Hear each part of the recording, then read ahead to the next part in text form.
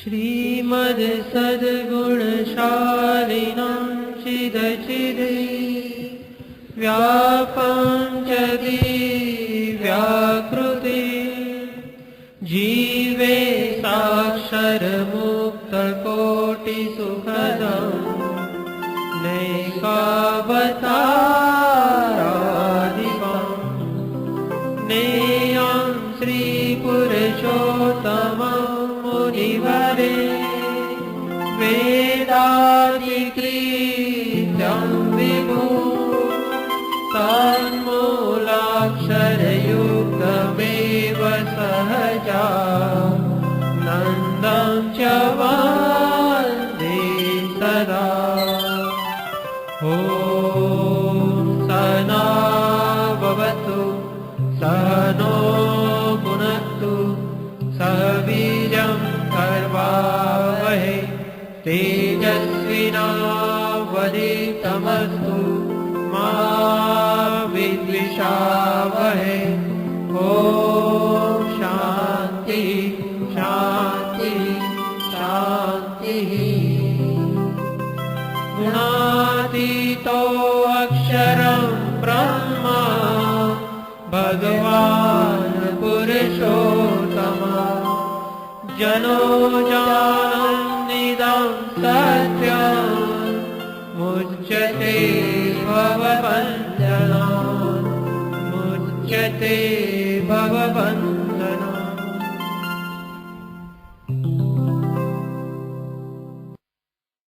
श्रीवासुदेव विमलामृतधाम वासं नारायणं नरकतारणनामधेयं श्यामं सितं द्विभुजमेव चतुर्भुजां च त्वां भक्तिधर्मतनयं शरणं प्रपद्ये। शिक्षार्थमन्त्रनिजभक्तिमतानराणाम् एकान्तधर्म अखिलं परिशीलयन्तम् अष्टाङ्गयोगकलनाश्च महाव्रतानि त्वां भक्तिधर्मतनयं शरणं प्रपद्ये। श्वासेन साकमनुलोमविलोमवृत्त्या स्वान्तर्बहिर्ष भगवत्युरुधानि जस्य पूरे गतागतजलाम्बुधिनोपमेयं त्वां भक्तिधर्मतनयं शरणं प्रपद्ये। યજમાનો પોતપોતાના સ્થાને બેસી જશે. પૂજન સમાપ્ત થયું છે. હવે પરમ ભગવદીય શ્રી ગુલાબ કાકા આપણને શ્રીમદ ભાગવત પુરાણનો લાભ આપશે.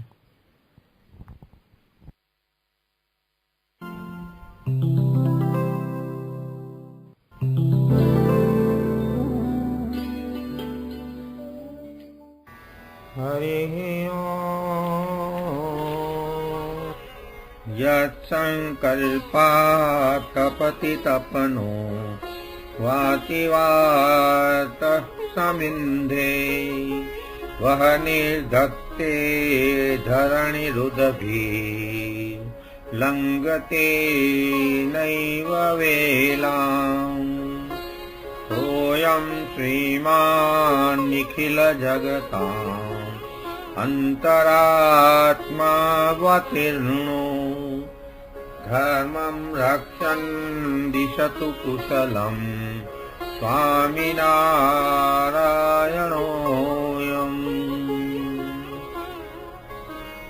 कृपा करो मुझ ऊपरे सुखनिधि सहजानंद गुण तुम्हारा गाववा बुद्धि आपजो सुख कंद। श्री स्वामीनारायण भगवान नी जय। अक्षर पुरुषोत्तम महाराज नी जय। राधा कृष्ण देवनी जय। गुणातीतानंद स्वामी महाराज नी जय। भगत जी महाराज नी जय। शास्त्री जी महाराज नी जय। योगी जी महाराज नी जय। गुरु हरि प्रमुख स्वामी महाराज नी जय।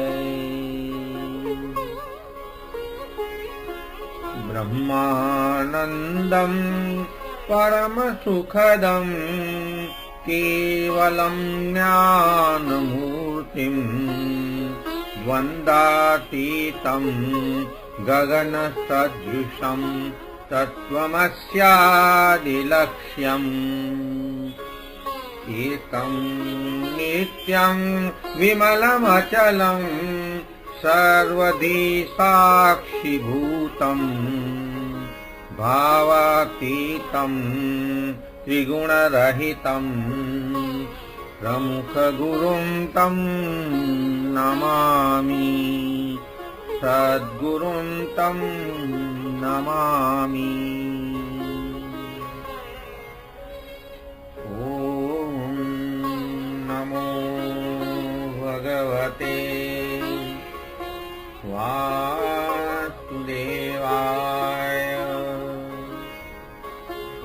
श्री गणेशाय नमः।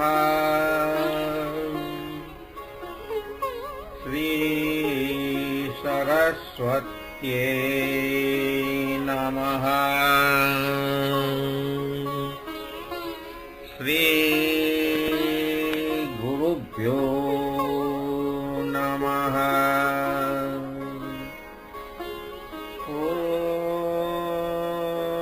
नमः पार्वती पदय हर हर महादेव हर। वंशी विभूषितकरान् नवनीरदाभात् पीताम्बरादरुणबिम् बफलादरोष्ठात् पूर्णेन्दुसुन्दरमुखात् अरविन्दनेत्रात् कृष्णात् परम् किमपि तत्त्वमहं न जाने। कृष्णात्वदीयः पदपङ्कजपञ्जरान्ते अद्यैव मे विशतु मानसराजहंस।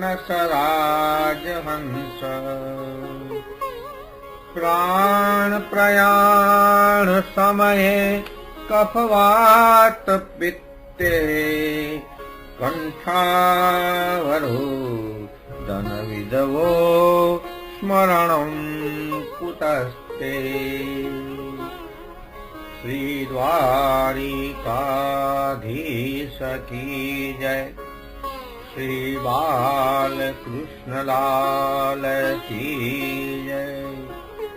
सद्गुरुदेव की जय।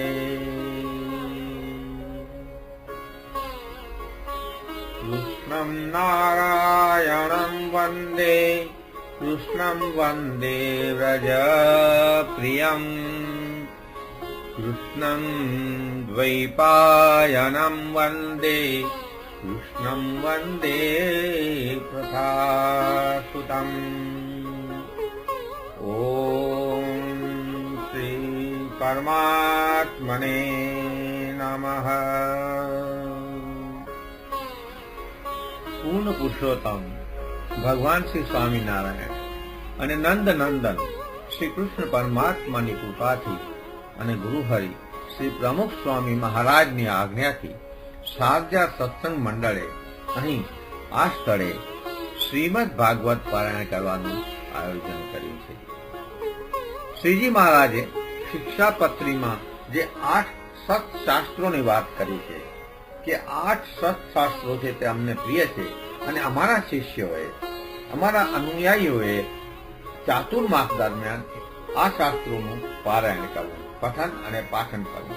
શિક્ષાપત્રીના શ્લોક 93, 94 અને 95 આ 8 શાસ્ત્રોની વાત કરી છે। એમાં એક છે વેદો, પછી ભગવાન વેદ વ્યાસ રચિત બ્રહ્મસૂત્ર જેને વ્યાસસૂત્ર કહ્યું છે મહારાજે તે, ત્રીજું શ્રીમદ ભાગવત પુરાણ જેનું આપણે પારાયણ કરવાના છીએ, ચોથું મહાભારત વિશે આવેલું શ્રી વિષ્ણુ સહસ્રનામ, પછી મહાભારતને વિશે આવેલી શ્રીમદ ભગવદ્ ગીતા, મહાભારતને વિશે આવેલી વિદુર નીતિ 6, પછી સ્કંદ પુરાણના વૈષ્ણવ ખંડમાં આવેલું શ્રી વાસુદેવ મહાત્મ્ય 7, અને 8મું પુરાણોમાં જે બતાવ્યું છે યાજ્ઞવલ્ક્ય સ્મૃતિ. આ 8 સત્શાસ્ત્રો મહારાજે કહ્યું છે કે અમને અતિ પ્રિય છે અને એનું અમારા શિષ્યોએ પારાયણ કરવું. પછી 96મા શ્લોકમાં મહારાજે બીજું કહ્યું, સ્વૈત્યેષુ ભીતાની મત શિષ્યો સકલેરપી. મારા બધા શિષ્યો જે પોતાનું હિત ઈચ્છતા હોય, શ્રોતવ્યાન્યથ પાઠ્યાની કથનીયાની ચદ્વિજે. આનું પઠન કરવું, આનું પાઠન કરવું, આનું શ્રવણ કરવું, અને દ્વિજ એટલે કે જે બ્રાહ્મણ હોય તેનું આનું કથન કરવું, કથા કરવી. આ વાત મહારાજે શિક્ષાપત્રીની અંદર કરેલી છે. તો જયારે પ્રભુ કૃપા થાય, સાજા સત્સંગ મંડળે શુભ સંકલ્પ કર્યો કે અહીં આપણે આ પારાયણ કરવું છે. આ સંકલ્પ શુભ છે. આપણે તો કેટલા સંકલ્પ કરતા હોઈએ, બધા સંકલ્પ જલ્દી પાર ન પડે, પણ સંકલ્પ જો શુભ હોય તો શુભની પછવાડે ભગવાન પોતે પડે. ત્યારે પ્રભુ સહાય કરે, અને જ્યારે પ્રભુ કૃપા કરે ત્યારે સંકલ્પ પાર પડે. અને સાજા સત્સંગ મંડળ જે સંકલ્પ કર્યો, શુભ સંકલ્પ, એ શુભ સંકલ્પ ભગવાને પાર પાડ્યો, મહારાજે પાર પાડ્યો, અને આજે એનું આપણે મંગલાચરણ કર્યું, અને હવે આગળ આપણે ચાલી રહ્યા છીએ. આપણા દેશમાં કે વિદેશોમાં જ્યારે પારાયણ થતી હોય ત્યારે કથાકારો સંતો એમ કહે કે શ્રીમદ ભાગવત પારાયણ જ્ઞાન યજ્ઞ. આને જ્ઞાન યજ્ઞ કહેવામાં આવે છે. આપણે અહીં આને જ્ઞાન યજ્ઞ નહીં કહીએ, કારણ કે અહીં જ્ઞાની નથી, પંડિત નથી, કથાકાર નથી. આપણે આને નામ આપ્યું છે સમર્પણ યજ્ઞ. આપણે અહીં સમર્પણ કરવાનું છે, યથાશક્તિ, યથામતિ, યથાશ્રદ્ધા. ભગવાનનું છે અને ભગવાનને આપણે આપવાનું છે. આપ સૌ જોઈ રહ્યા છો કે આટલો મોટો આ હોલ નવો બન્યો છે. આખું બધી દિવાલો નવી બનાવી છે, ઉપરનું રૂફ આખું નવું બનાવ્યું છે, કિચન આખું નવું બનાવ્યું છે. આપણી સુવિધા ખાતર, આપણી સગવડ માટે કરી અને સાજા સત્સંગ મંડળે આ બધું આટલું બધું નવું કર્યું છે. આ નવીનીકરણ કરવા માટે ખૂબ ખર્ચો પણ કર્યો છે, અને એટલા માટે અહીં આ ભાગવત પારાયણનું આયોજન કરવામાં આવ્યું છે. આપણે આ નામ આપ્યું છે સમર્પણ યજ્ઞ. આપણે બધાએ અહીં સમર્પણ કરવાનું છે, અને આ સમર્પણ જે કરશું એ ભગવાનના આપણું એમાં નામ લખાશે મોક્ષ કરવા માટે, અક્ષરધામમાં જવા માટે. જયારે સારંગપુર મંદિર બનતું હતું ત્યારે માણસો શાસ્ત્રીજી મહારાજથી તો બધા વિરુદ્ધમાં હતા, ઘણા બધા. અમુક લોકો છે ને પથરા ફેંકતા હતા. હવે જયારે સિમેન્ટ તાજો હોય તો પથરો ચોટી ગયો અંદર, તો શાસ્ત્રી મહારાજ કહે કે પથરો રહેવા દીધો. એટલું એનું પણ પ્રદાન છે અંદર. પથરો એને નાખ્યો છે ને એનું પણ પ્રદાન છે. એ પથરો પણ રહેવા દેજો અંદર, અને પછી એના ઉપર સિમેન્ટ લગાવી દીધો એટલે પથરો અંદર રહી ગયો. એ એનું પ્રદાન થયું, એની એટલી સેવા થઈ. તો આપણે અહીં આ રીતે સેવા કરવાની છે. આપની યથાશક્તિ, યથામતિ, યથાશ્રદ્ધા. આ જે યજ્ઞ છે સમર્પણ યજ્ઞ, એમાં આપણે સમર્પણ કરવાનું છે. ભગવાનનું છે, ભગવાને આપણને આપ્યું છે, અને એમાંથી આપણે ભગવાનનો ભાગ ગણીએ તો ભગવાનના ભાગ તરીકે આપણે આમાં સમર્પણ કરવાનું છે. એટલા માટે કરી અને આ ભાગવત પારાયણનું અહીં આયોજન કરવામાં આવ્યું છે. શ્રીમદ ભાગવત વિશે એમ કહ્યું છે કે જન્મ જન્માંતરો ભવેત પુણ્યમ તદા ભાગવત લભેત. જયારે જન્મ જન્માંતરના પુણ્યનો ઉદય થાય ને આપણા અનેક જન્મોના, ત્યારે ભાગવતનો લાભ મળે. આપણે કેટલાય જન્મો સુધી આપણે ખબર નહીં કેટલાય જન્મોમાં ફરીને આપણે આવી ગયા છું, ત્યારે આપણે આ શ્રીમદ ભાગવતનો લાભ મળે. ભાગવત એટલે શું એ પછી હજી આવશે નીચે પાછું, પણ બધાનો લાભ લઈ ન શકે. આપણે ખબર છે કે આ એરિયામાં દુબઈ, અજમાન, શારજા, આ બધા એરિયામાં કેટલા બધા ગુજરાતીઓ વસે છે. કેટલા બધા એવા છે કે જે ગુજરાતી જાણવા વાળા પણ છે, બીજા ભાષી, હિન્દી ભાષી છે, છતાં બધા અહીં આવતા નથી. અને બધા જો અહીં આવે તો આપણે એનો સમાવેશ પણ ન કરી શકીએ, કારણ કે આપણી તો જગ્યાની લિમિટ છે આપણી પાસે. પણ આજે આ લાભ કોને મળે ખબર છે કે જયારે હરિની કૃપા થાય ને, જયારે પ્રભુની કૃપા થાય તો આનો લાભ મળે. નહીં તો થાય શું બધે ગેટ ઉપર આવે અને બહેનોને ઉતારે, પોતાના ઘરની સ્ત્રી મેમ્બરો જે હોય એને ઉતારે અને પોતે ચાલે જાય પાછા. કે છે કે તમે મિસ કોલ કરજો એટલે આવીને તમે લઈ જશું. કારણ કે જયારે ભાગ્ય એટલા ખીલે ત્યારે તો આ જગ્યાએ પગ મુકાય. આ ભગવાનના મંદિરમાં ભગવાનની સામે આવીને ઉભા રહેવું ને, એના માટે મોટા ભાગ્ય જોઈએ, એના માટે એની કૃપા જોઈએ. એટલી મોટી જયારે કૃપા થાય ત્યારે અહીં આવી શકાય, નહીં તો અહીં પગ ન મૂકી શકાય, પાછો ગેટથી વળી જવાનો. એના માટે તુલસીદાસજીએ રામચરિત માનસમાં લખ્યું છે, અતિ હરિ કૃપા જાહી પર હોઈ, પાવ દેહી યહી માર્ગ સોઈ. અતિ હરિ કૃપા જાહી પર હોઈ, પાવ દેહી યહી માર્ગ સોઈ. જયારે અતિ હરિની કૃપા થાય ત્યારે આ માર્ગે પગ મુકાય, નહીં તો આ માર્ગે પગ મૂકી ન શકાય. તો એવું આ શાસ્ત્ર, સત શાસ્ત્રોમાંનું એક શ્રીમદ ભાગવત, જેમાં ભગવાન શ્રી કૃષ્ણની કથા છે, એનું આપણે અહીંયા આયોજન કર્યું છે અને આજથી એનું પારાયણ આપણે શરૂ કરી રહ્યા છીએ. શ્રીમદ ભાગવત એટલે વેદોનું, ઉપનિષદોનું, શ્રીમદ ભગવદ ગીતાનું, આ બધાનો સારનો એ સાર, એનો જે નિચોડ કાઢ્યો તે શ્રીમદ ભાગવત. કારણ કે બધા શાસ્ત્રો તો પેલા રચાણા, પછી છેલ્લું ભાગવત રચ્યું વ્યાસજીએ. આ જે કથા છે, જે આપણે કથા કરી રહ્યા છીએ, એ કથા કોઈ મનુષ્યને લખેલ નથી. વેદોને અપૌરુષેય કહ્યા છે. વેદો છે એ પૌરુષેય નથી, કોઈ પુરુષે નથી લખ્યા. અવતાર થઈને ભગવાન આવે એને પણ નથી લખ્યા. આ તો ભગવાન નારાયણે, પૂર્ણ પુરુષોત્તમ નારાયણે પોતે બ્રહ્માજીને કહ્યા. બ્રહ્માજી ચતુર્મુખ છે, 4 મુખ વાળા છે બ્રહ્માજી. એટલે બ્રહ્માજીએ એક એક મુખથી એક એક શ્લોક બાદરાયણને કહ્યો. એનું નામ હતું દ્વૈપાયન અને વર્ણે શ્યામ હતા એટલે કૃષ્ણ દ્વૈપાયન કહેવાના. અને પછી બદ્રીના વૃક્ષ નીચે એટલે બોરડીના ઝાડ નીચે બેસીને બદ્રિકાશ્રમમાં તપ કર્યું. સંસ્કૃતમાં બોરડીના ઝાડને બદ્રી વૃક્ષ કહે એટલે બાદરાયણ કહેવાના. અને પછી આ વેદોના જે 4 શ્લોક બ્રહ્માજી આપ્યા એનો વિસ્તાર કર્યો. એક એક શ્લોકનો એક એક વિસ્તાર કર્યો અને એક એક વેદ બનાવ્યો. એવા 4 વેદ બનાવ્યા: ઋગ્વેદ, યજુર્વેદ, સામવેદ અને અથર્વવેદ. આ 4 વેદ બનાવ્યા એટલે વેદ વ્યાસ કહેવાના. કારણ કે એને વિસ્તાર કર્યો. વિસ્તાર કરે તે વ્યાસ. વેદોનો વિસ્તાર કર્યો, એક શ્લોકમાંથી વિસ્તાર કરીને બનાવ્યો એટલે ભગવાન વેદ વ્યાસ કહેવાના. અને આમે પણ 24 અવતારમાં ભગવાન વેદ વ્યાસ પોતે એક ભગવાનના અવતારમાં લખાય છે. એટલે આ જે કથા જ્યાંથી થઈ રહી હોય આ જગ્યાએથી, એને પણ એટલા માટે વ્યાસપીઠ કહેવાની છે કે વ્યાસજીની ગાદી છે. અહીં બેસીને જે બોલે માણસ, કોઈ પણ કથાકાર હોય કે ગમે તે હોય કે મારા જેવો હોય, એને શાસ્ત્ર અનુસાર બોલવું જોઈએ. જે શાસ્ત્રોમાં લખ્યું છે એ બોલવું. આમાં કોઈ ઘરની વાત ના ચાલે. આમાંથી કાલ ઉઠીને પુરુષ થાય તો મને કોઈ પૂછી શકે છે કે તમે આ બોલ્યા, આ કઈ જગ્યાએ છે? આમાં જાણકાર બી છે, ઘણા બધા જાણકાર હશે, ઘણા બધા ઘણી બધી કથાઓ સાંભળી હોય તો પૂછી પણ શકે છે. તો એનો આધાર હોવો જોઈએ અને શાસ્ત્રની વાત હોવી જોઈએ. આ જે વાતો છે એ બધી શાસ્ત્રોમાંથી આવેલી વાતો છે. તો આ આદિનારાયણે પોતે, પૂર્ણ પુરુષોત્તમ નારાયણે પોતે જ કહ્યા. એટલા માટે એને કહ્યું કે ભગવતા પ્રોક્તમ ઇતિ ભાગવતમ. જે ભગવાન બોલ્યા અને જે ભગવાને કહ્યું, જે ભગવાનની વાણી છે એ ભાગવત. આ ભાગવત પુરાણમાં આખી કૃષ્ણ ભગવાનની કથા છે, માટે ભાગવત છે. વચનામૃત પણ ભાગવત છે, કારણ કે શ્રીજી મહારાજ પોતાના શ્રી મુખેથી બોલ્યા છે અને સંતોએ લખ્યા છે, માટે એ ભાગવત. શિક્ષાપત્રી મહારાજે પોતે 100 હસ્તે લખી છે પોતાના હસ્તાક્ષરમાં અને આજની તારીખમાં લંડનની ઓક્સફર્ડ યુનિવર્સિટીની લાઇબ્રેરીમાં સંગ્રહાયેલી છે.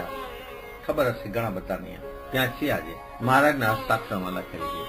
એટલે એ શ્રીમદ ભગવદ ગીતા ભગવાન શ્રી કૃષ્ણ પોતાને મુખેથી બોલ્યા, અર્જુનને કહી, માટે ભાગવત.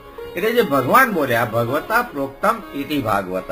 આમ જે ભગવાનની વાણી છે એ ભાગવત. આ કોઈ પુસ્તક નથી. આજે અહીંયા પડ્યું છે પુસ્તક નથી, આ ગ્રંથ નથી, કોઈ આ ઇતિહાસ નથી. આ તો કહ્યું છે કે શ્રી કૃષ્ણ ભગવાનની વાંગમય મૂર્તિ છે. શ્રી કૃષ્ણ ભગવાનની વાણી રૂપી મૂર્તિ છે. એક વખત પૂજ્ય બ્રહ્મદર્શન સ્વામીએ પ્રવચન કર્યું હતું દુબઈમાં. ત્યારે આપણે કહ્યું હતું કે આ જે બધા ગ્રંથો છે ને, ભાગવત છે, ગીતા છે, વચનામાં છે, એને લાલ કપડું વીંટાણીને મંદિરમાં રાખવા માટે નથી. આનું પઠન ને પાઠન કરવાનું છે. આને જીવનમાં ઉતારવા માટે નથી આવતા. આ શાસ્ત્રો છે ને આપણા, એ જીવનને ઉતારવા માટે છે, જીવનને સુધારવા માટે છે. ખાલી પુસ્તક છે, ઇતિહાસ નથી. આ તો ભગવાનની પોતાની વાણી છે. તો આવા આ જે વાણી છે ભગવાનની, એવી શ્રીમદ ભાગવત ની આપણે વાત કરવાના છીએ.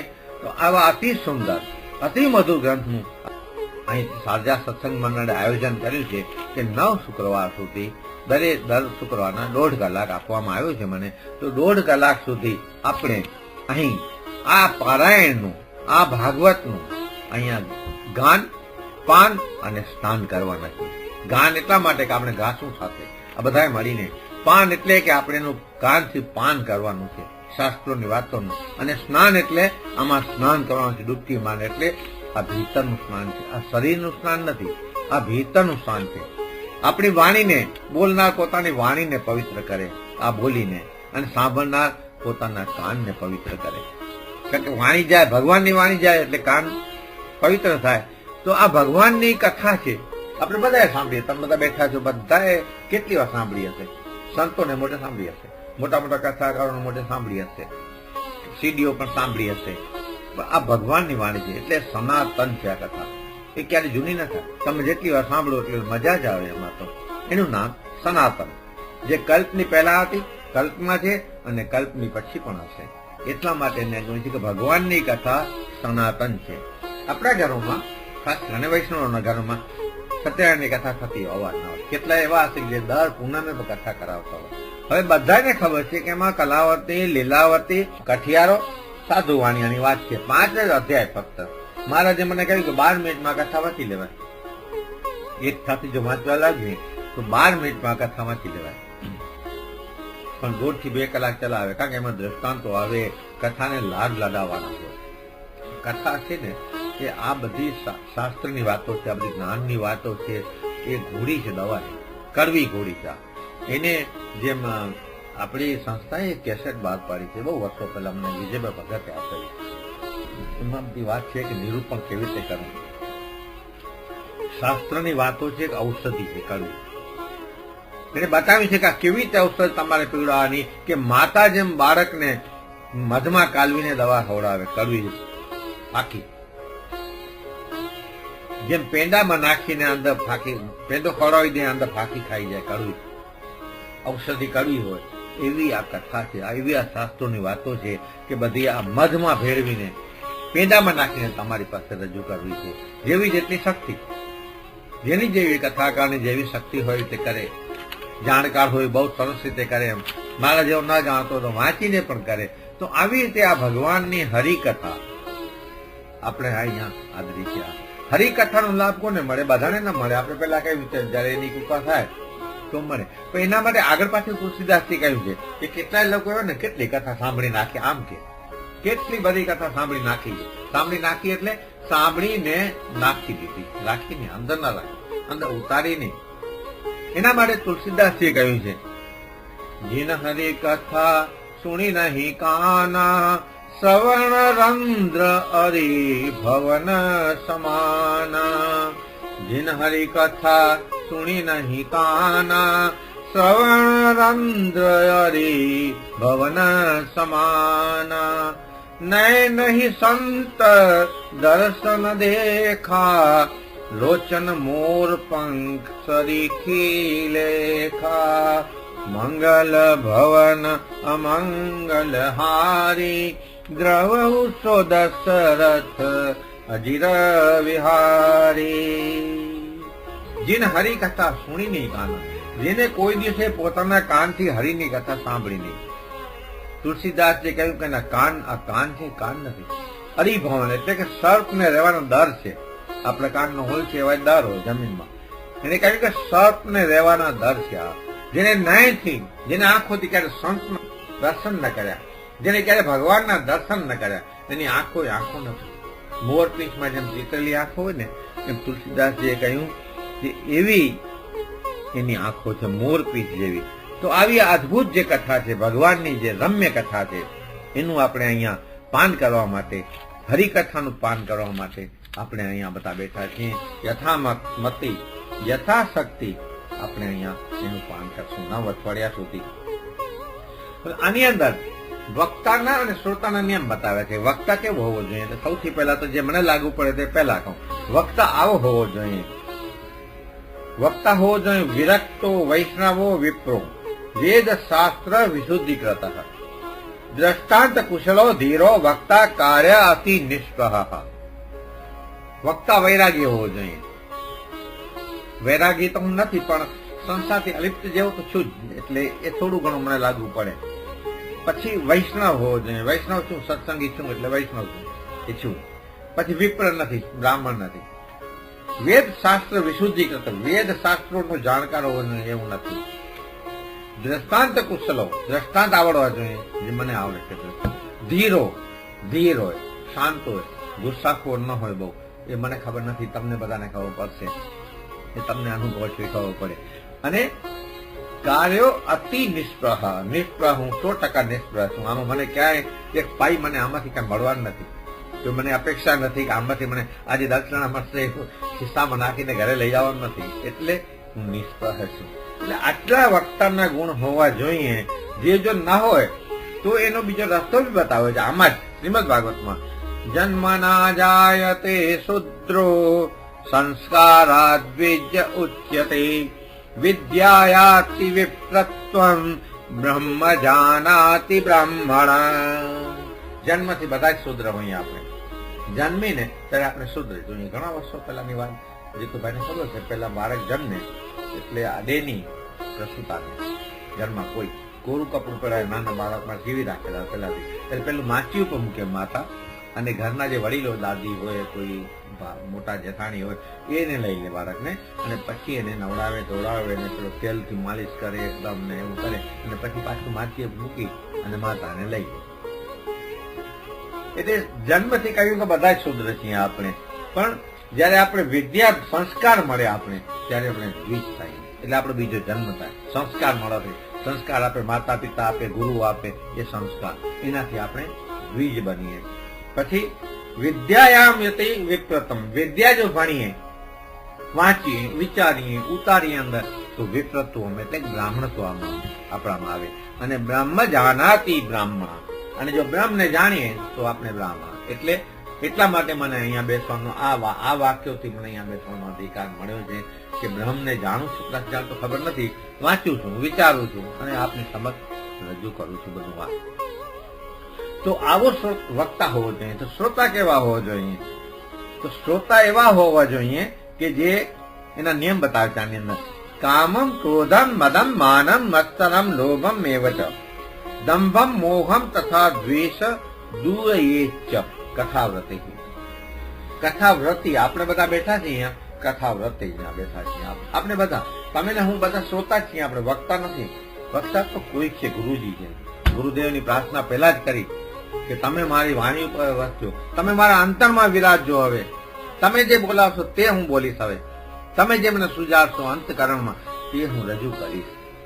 તો કથાવ્રતિ થઈને આપણે બધા અહીંયા બેઠા છીએ. આપણામાં કામ ના હોય, ક્રોધ ના હોય, મદ ના હોય, માન ના હોય, મત્સર એટલે ઈર્ષા ના હોય, લોભ ના હોય, દંભ ના હોય, મોહ ના હોય, દ્વેષ ના હોય. આ બધાને દૂર કરી અને જયારે બેસીએ ત્યારે આપણે થયા કથાવ્રતિ. આવી જ રીતે કથામાં જો બેસીએ તો કથાનું સાચું પાન કર્યું કહેવાય. કથા એમ કહ્યું છે કે કથામાં જયારે આપણે બેસીએ ને ત્યારે કથાને પહેલા આપણી અંદર બેસાડવી જોઈએ. કથામાં આપણે બેસીએ ત્યારે કથાને આપણી અંદર, આપણે તો બેઠા, આપણી અંદર કથાને બેસાડીએ. જો આપણી અંદર કથા બેસે ને ત્યારે એમ થાય કે હવે કથા આપણી અંદર બેસી અને હવે કાંઈક જ્ઞાન આપણી અંદર, શાસ્ત્રોનું જે જ્ઞાન છે એ આપણી અંદર. ભગવાન વેદ વ્યાસે જયારે મહાભારતની રચના કરી તેમાં 1,00,000 શ્લોકો રચ્યા. એમાં 1,00,000 શ્લોક છે મહાભારતની અંદર. ને આટલું બધું મોટું શાસ્ત્ર રચ્યું. એમને એમ થયું કે ચાલો હવે બહુ સરસ કામ થયું મારાથી, બહુ સારું શાસ્ત્ર રચાણું. હવે આવનારી પેઢીને, આવનારા લોકોને એવો બોધ મળશે કે કૌરવ વ્રતિથી વિનાશ અને વિનાશ થાય, એનાથી કોઈ લાભ ન મળે. કૌરવ વ્રતિ છોડી દેવાની અને સાચી નીતિથી વર્તવું. પણ પોતે બહુ ખીન થઈ ગયા, પોતે બહુ ઉદાસ થઈ ગયા લખીને. મહાભારત પૂરું થયું અને પછી ઉદાસ થયા. કોઈ વાતે ચેન ન પડે, અંતરમાં વ્યથા વ્યથા વ્યથા થયા. એમાં એક વખત ભગવાનનું કરવું તે નારદજી એમના આશ્રમમાં આવી ચાલ્યા. નારદજી આવ્યા, તેમને આસન આપ્યું, એમની પૂજા કરી, કારણ કે દેવ ઋષિ હતા નારદ, પૂજા કરી. નારદજીને લાગ્યું કે આમ વેદ વ્યાસ અખિલ નથી, ખીલ છે, પૂર્ણ નથી લાગતા, અપૂર્ણ લાગે છે. એનું કારણ શું? એટલે પૂછ્યું કે તમે કેમ ખીલ દેખાવો છો? તમે તો ઋષિ છો, તમે તો અખિલ હોવા જો, તમે તો સંપૂર્ણ હોવા જોઈએ, એટલે બેન તમે અપૂર્ણ કેમ દેખાવો છો આજે? ત્યારે ભગવાન વેદ વ્યાસ પોતાના અંતરની વ્યથા રજૂ કરે છે. હે મુનિવાર, હે દેવઋષિ, મેં આટલા જ શાસ્ત્રો રચ્યા, આટલી બધી વાતો કરી, છતાં મને શાંતિ કેમ નથી મળતી? મારી અંદર, મારા હૃદયમાં આટલી બધી વ્યથા શા માટે છે? એટલે નારદજી હસે છે. નારદજી હસીને કહે છે કે મુનિવાર, તમે બધા જ શાસ્ત્રો લખ્યા, બધામાં જ્ઞાનની વાત કરી, બધામાં વૈરાગીની વાત કરી, આમાં ભક્તિ ના આવી કે? હે મુનિવાર, તમે વિચાર કરો કે આવનારો કાળ કડીકાળ આવી રહ્યો છે. હવે તરત જ ભગવાન સ્વધામ સીધા આવ્યા, શ્રી કૃષ્ણ ભગવાન, અને કડીકાળ આવ્યો. ભાગવતની રચના પછી તરત થોડા જ વર્ષોમાં કડીકાળમાં લોકો પાસે એટલું આયુષ નહીં કે તપ કરવા જશે. તપ કરવા ક્યારે જશે? સતયુગમાં લોકોનું આયુષ 1 લાખ વર્ષનું હતું. 1 લાખ વર્ષ. પછી ત્રેતા આવ્યો, સત પછી સતયુગ, પછી ત્રેતા. એટલે ત્રેતામાં ભગવાને 1 મિનિટ ઓછું કરી નાખ્યું અમારી, એટલે થઈ ગયું 10,000 વર્ષનું આયુષ. એટલે ત્રેતામાં 10,000 વર્ષનું આયુષ હતું. એ પૂરો થયો અને આવ્યો દ્વાપર. એટલે દ્વાપરમાં ભગવાને પાછું 1 મિનિટ ઓછું કર્યું, એટલે થઈ ગયો 1000 વર્ષ. એટલે દ્વાપરમાં 1000 વર્ષ હતા, ત્રેતામાં 10,000 અને સતયુગમાં 1 લાખ વર્ષ. પછી આવ્યો કડીકાળ. ભગવાન સ્વધામ સીધા આવી ગયા અને કડીકાળ બેઠો, એટલે ભગવાને પાછું 1 મિનિટ ઓછું કરી નાખ્યું. 1000 માંથી 1 મિનિટ ઓછું કરીએ એટલે કેટલું રહે? 100 વર્ષ. એટલે નારદજી કહે છે કે તપ કરવા જશે ક્યારે? આપણે વિચાર કરીએ ક્યારે આપણે તપ કરો? 70 વર્ષ તો પકડી ગયા આપણે, પછી તપ કરવા ક્યારે જાય? પણ તો હજારો વર્ષનું આયુષ હતું, 1000 વર્ષ ને 10,000 વર્ષનું આયુષ હતું. તો 1000 વર્ષ તપ કરતા હતા. સુગરીના માળા બંધાઈ જતા હતા, એની જટા થતી, એમાં કેટલું તપ કરતા. ત્યારે ભગવાન પ્રસન્ન થતા હતા અને ત્યારે ભગવાન એમને વરદાન આપતા હતા. તો તમે ભક્તિ શાસ્ત્ર છો, ભક્તિથી તરશે, ભક્તિથી કડીકાળમાં લોકો તરી જશે. જ્ઞાન અને ભક્તિ એ બંને ભગવાનને પામવાનો રસ્તો છે. બંનેથી ભગવાનને પામી શકાય. જ્ઞાનથી એ ભગવાનને પામી શકાય અને ભક્તિથી એ ભગવાનને પામી શકાય. પણ જ્ઞાનથી ક્રમે ક્રમે ઉપર જવું જોઈએ ભગવાનને પામવા માટે. ભક્તિમાં ઉપર જવાની જરૂર નથી. ભગવાન પોતે ભક્તિમાં નીચે આવે ઉતરીને. આપણે તો 400 વર્ષની વાત છે, નરસિંહ મહેતાની ને મીરાબાઈની. નરસિંહ મહેતાને ઊંડી શીખવા માટે ભગવાન પોતે આવ્યા. કુંવરબાઈનું મામેરું પૂરવા માટે ભગવાન પોતે આવ્યા. મીરાબાઈનું ઝેરનો કટોર પીવડાવ્યો એના પતિએ, રાણાએ, તો અમૃત કરી દીધું ઝેરમાંથી. ભગવાન પોતે આવ્યા. તો ભક્તિમાં ભગવાન પોતે આવે અને જ્ઞાનમાં ઉપર ચડવાનું છે, ઉપર ચડવાનું છે સતત જ્ઞાનથી. એટલે જ્ઞાન માટે ઘણું મેળવવું પડે, ઘણી તપસ્યા કરવી પડે, ત્યારે આ જ્ઞાન મળે. કારણ ભગવાને કહ્યું છે પોતે, જયારે દુર્વાસા ઋષિ શાપ આપે છે અંબરીશ રાજાને, ત્યારે ભગવાન વિષ્ણુ એને પોતાનું સુદર્શન ચક્ર મળે અને ઋષિ તો ભાગે છે ડરીને. પછી જાય છે શિવજી પાસે. શિવજી કહે છે કે મારું કામ નથી આમાં, હવે તમે બ્રહ્માજી પાસે આવો, એ તમને બતાવી શકે. બ્રહ્માજી પાસે ગયા. બ્રહ્માજીએ કહ્યું કે મારું કામ નથી, આ તો વિષ્ણુનું સુદર્શન ચક્ર, તમે ભગવાન વિષ્ણુ પાસે ક્ષીરસાગરમાં જાઓ. ત્યાં ગયા. ભગવાન વિષ્ણુએ પણ હાથ જોડીને ના પાડે કે હે ઋષિવાર, અહમ ભક્ત પરાધીન. હે ઋષિવાર, હું ભક્તને અધીન છું, મારા ભક્તોને આધીન. તમે મારા ભક્તને શાપ આપ્યો, ભક્તને તમને ભક્તનું દિલ દુભાવ્યું. હવે તો આ અંબરીશ વારસે તો જ આ ચક્ર પાછું વળે, નહીં સમજો. પણ તમે અંબરીશ પાસે જાઓ, અંબરીશને વિનંતી કરો. અને અંબરીશ પાસે જાય છે અને અંબરીશને વિનંતી કરે છે. ત્યારે અંબરીશ ચક્રને વિનંતી કરે, હાથ જોડીને કે તમે તમારા સ્થાને જાઓ, આ તો મારા પૂજ્ય છે. ત્યારે આ પાછું જાય છે. તો આ છે ભક્તિ અને આ ભગવાનની કૃપા. અહમ ભક્ત પરાધીન, કે હું પોતે ભક્તોના આધીન છું. તો આવું છે કે ભગવાન ભક્તિમાં નીચે ઉતરે પોતે, અને એની સાથે આપણું એક તાર થાય, આપણીને એની જો ફ્રીક્વન્સી જોડાય, ત્યારે ભગવાન સહાય કરવા આવે. એના માટે શ્રદ્ધા હોવી જોઈએ, પૂરો ભરોસો હોવો જોઈએ, પૂરો વિશ્વાસ હોવો જોઈએ. આ જ્યાં સુધી ના હોય ને ત્યાં સુધી ન થાય. નરસિંહ મહેતાએ કાગળ મૂકી દીધો મંદિર પાસે કે મારા વાલા તું જાણે, તારું કામ જાણે, હું તો ભજન કરવા હવે જાઉં. નરસિંહ મહેતા દુકાને ન ગયો ધંધો કરવા માટે. ધંધો કરવા માટે દુકાને જો જાય તો ભગવાન ધ્યાન નથી, તો ભજન કરવા ગયા. તો તુલસીદાસજીએ પાછું કહ્યું છે એમાં કે બિનુ વિશ્વાસ ભક્તિ નાહી તે બિના દ્રવ હુના રામ. વિશ્વાસ વગર ભક્તિ ન થાય. ભક્તિમાં વિશ્વાસ હોવો જોઈએ. તુલસીદાસજી રામચરિત માનસ લખ્યું એમાં થોડાક ચોપાઈઓ છે, એમાં થોડાક શ્લોકો લખ્યા છે આગળ પહેલા બાલકાંડમાં. એમાં પહેલા જ એને શ્લોકમાં શરૂઆતમાં ચોથા ને 5મા શ્લોકમાં લખ્યું છે ભવાની શંકરો વંદે શ્રદ્ધા વિશ્વાસ રૂપિણો. ભવાની શ્રદ્ધા છે, શિવ પત્ની ભવાની, અને શિવ પોતે મહાદેવ વિશ્વાસ છે. ભવાની શંકરો વંદે શ્રદ્ધા વિશ્વાસ રૂપિણો.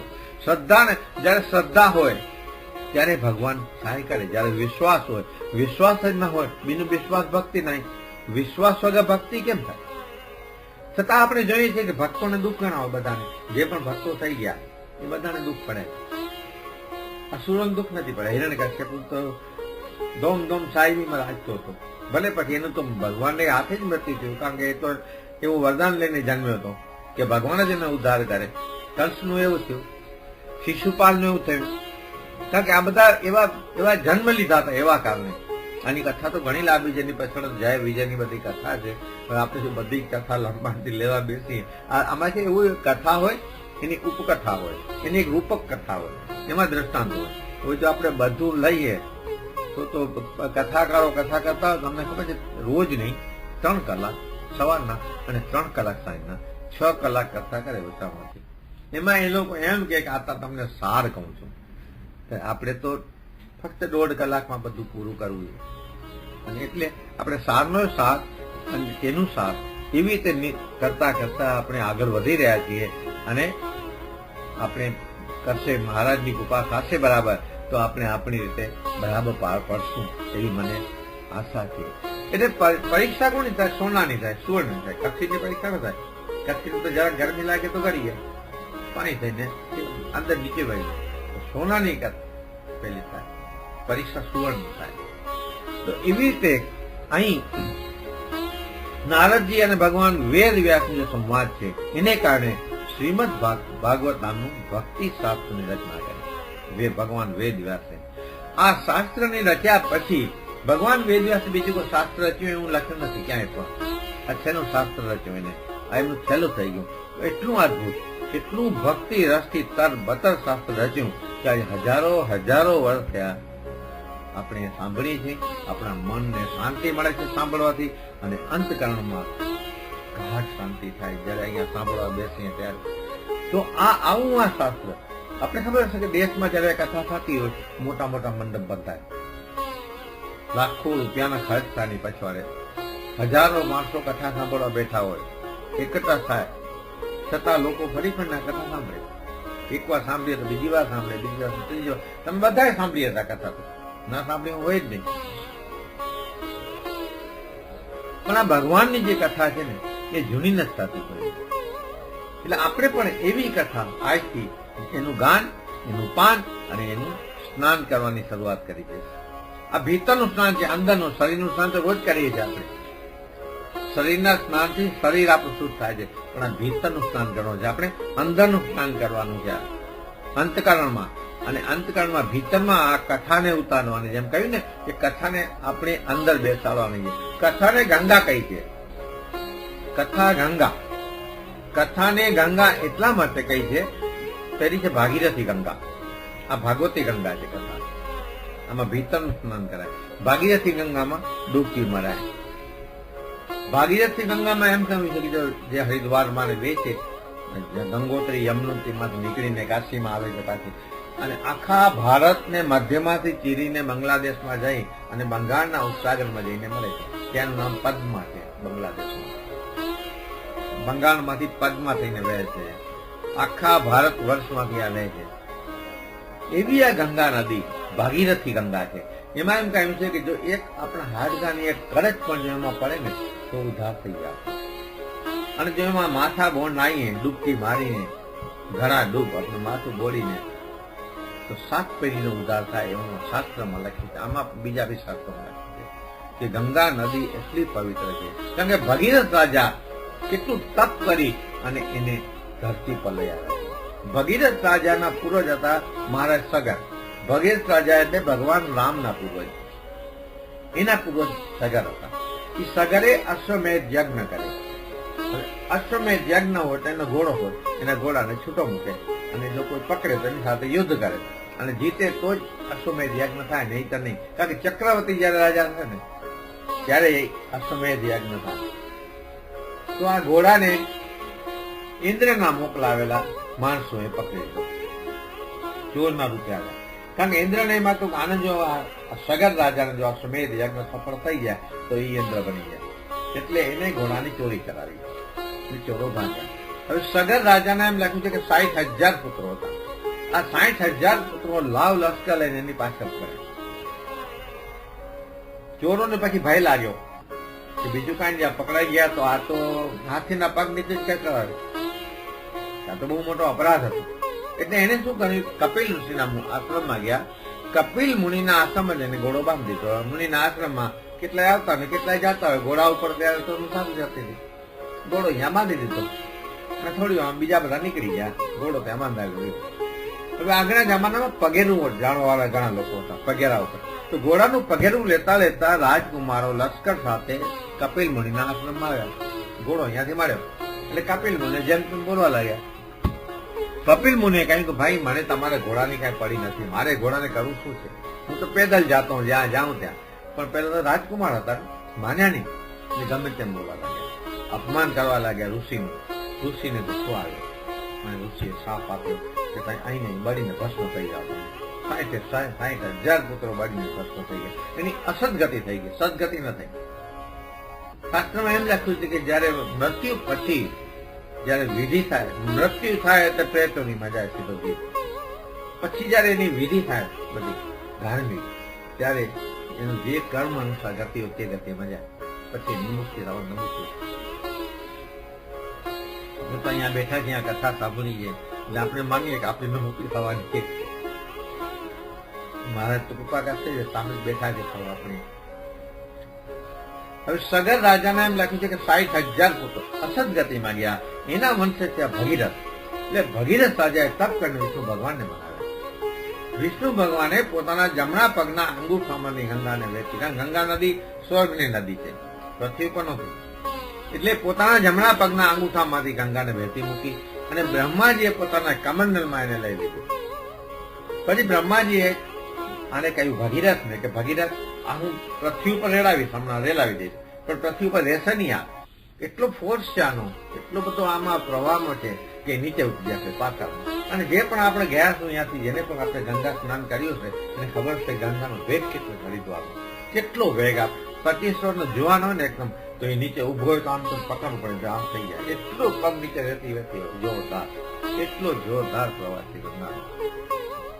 તો આ રહેશે નહીં, માટે તો શું કરવું, તો તું શિવજીનું તપ કર, શિવજીને મનાવ. અને શિવજી જો પોતાની જટામાં ઝીલે તો આ પૃથ્વી કરીએ પછી છૂટી મૂકે. એટલે શિવજીને મનાવ્યા, શિવજીનું તપ કર્યું, શિવજી પ્રસન્ન થયા. એટલે શિવજી પાસે આ વરદાન માંગ્યું કે તમે ગંગાને ઝીલો તમારા જટામાં અને પછી છૂટી મૂકો પૃથ્વી પર. એટલે વિષ્ણુ ભગવાનના પગના અંગૂઠામાં નીકળી, બ્રહ્માજી એને ઝીલી અને શિવજીએ પોતાની જટામાં ઝીલી અને પછી પૃથ્વી પર છૂટી મૂકી. એટલે આજે એવી ગંગા નદી ભારતમાં.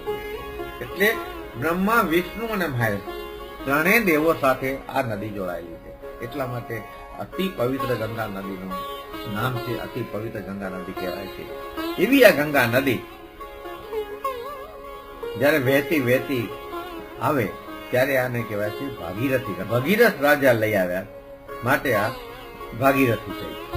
આ છે ભાગવતી ગંગા છે. ભાગીરથી ગંગા આવે નહીં અહીં કોઈ દિવસ. આપણે ખબર છે અહીંયા આપણે કેટલા મોટા મોટા કાર્યો થાય છે. આટલું મોટું મેટ્રો બની જોયો છે આપણે મુસાફરી કરી, આટલું મોટું બુર્જ ખલીફા બન્યું, કેટલું બધું. પણ આટલો બધો ખર્ચો કરે ને આનાથી ડબલ ને 5 ગણો 10 ગણો ખર્ચો કરે તો ભાગીરથી ગંગા ના આવે અહીંયા, કોઈ કાર્ય ના આવે.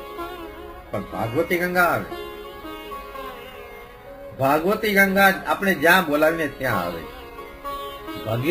ભાગીરથી ગંગા ના આવે. ભગીરથ રાજાની ગંગા છે અહીંયા ના આવે આપણી પાસે કોઈ દિવસ. એ જ્યાં વહેતી હોય ત્યાં જ વહે. પણ આ જે ગંગા છે ભાગવતી ગંગા, એ ભાગવતી ગંગા અહીંયા આવે આપણી પાસે, દુબઈમાં આવી છે. અને આપણે એમાં પવિત્ર સ્નાન કરવું છે. આપણી વાણી, આપણું વર્તન આનાથી શુદ્ધ બને, આપણું જીવન પવિત્ર બને આનાથી. શરીરના સ્નાનથી આ બધું આપણું શરીર શુદ્ધ થાય, પણ ભીતરના સ્નાનથી આપણું અંતકરણ શુદ્ધ થાય. તો એવી આ ભાગવતી ગંગામાં ડૂબકી મારી અને આપણે સૌ પાવન થવાના છીએ. 9 શુક્રવાર સુધી સૌને કમિટીના મેમ્બરો જેને આમંત્રણ આપી આવ્યા છે, ઘણા બધા લોકો જ્ઞાતિવાર આમંત્રણ તો ગયા છે બધા, છતાં આપણે અહીંથી આ જગ્યાએથી વ્યાસપીઠ ઉપરથી ફરીને બધાને આમંત્રણ આપીએ. આવો ભાઈઓ, આવો બહેનો, કથા ગંગા લાવો. આવો ભાઈઓ, આવો બહેનો, કથા ગંગા નાવો. આવો ભાઈઓ, આવો બહેનો, કથા ગંગા નાવો. સત્સંગ કરવાનો લેવા જેવો લાવો. સત્સંગ કરવાનો લેવા જેવો લાવો. આવો ભાઈઓ, આવો બહેનો, કથા ગંગા નાવો.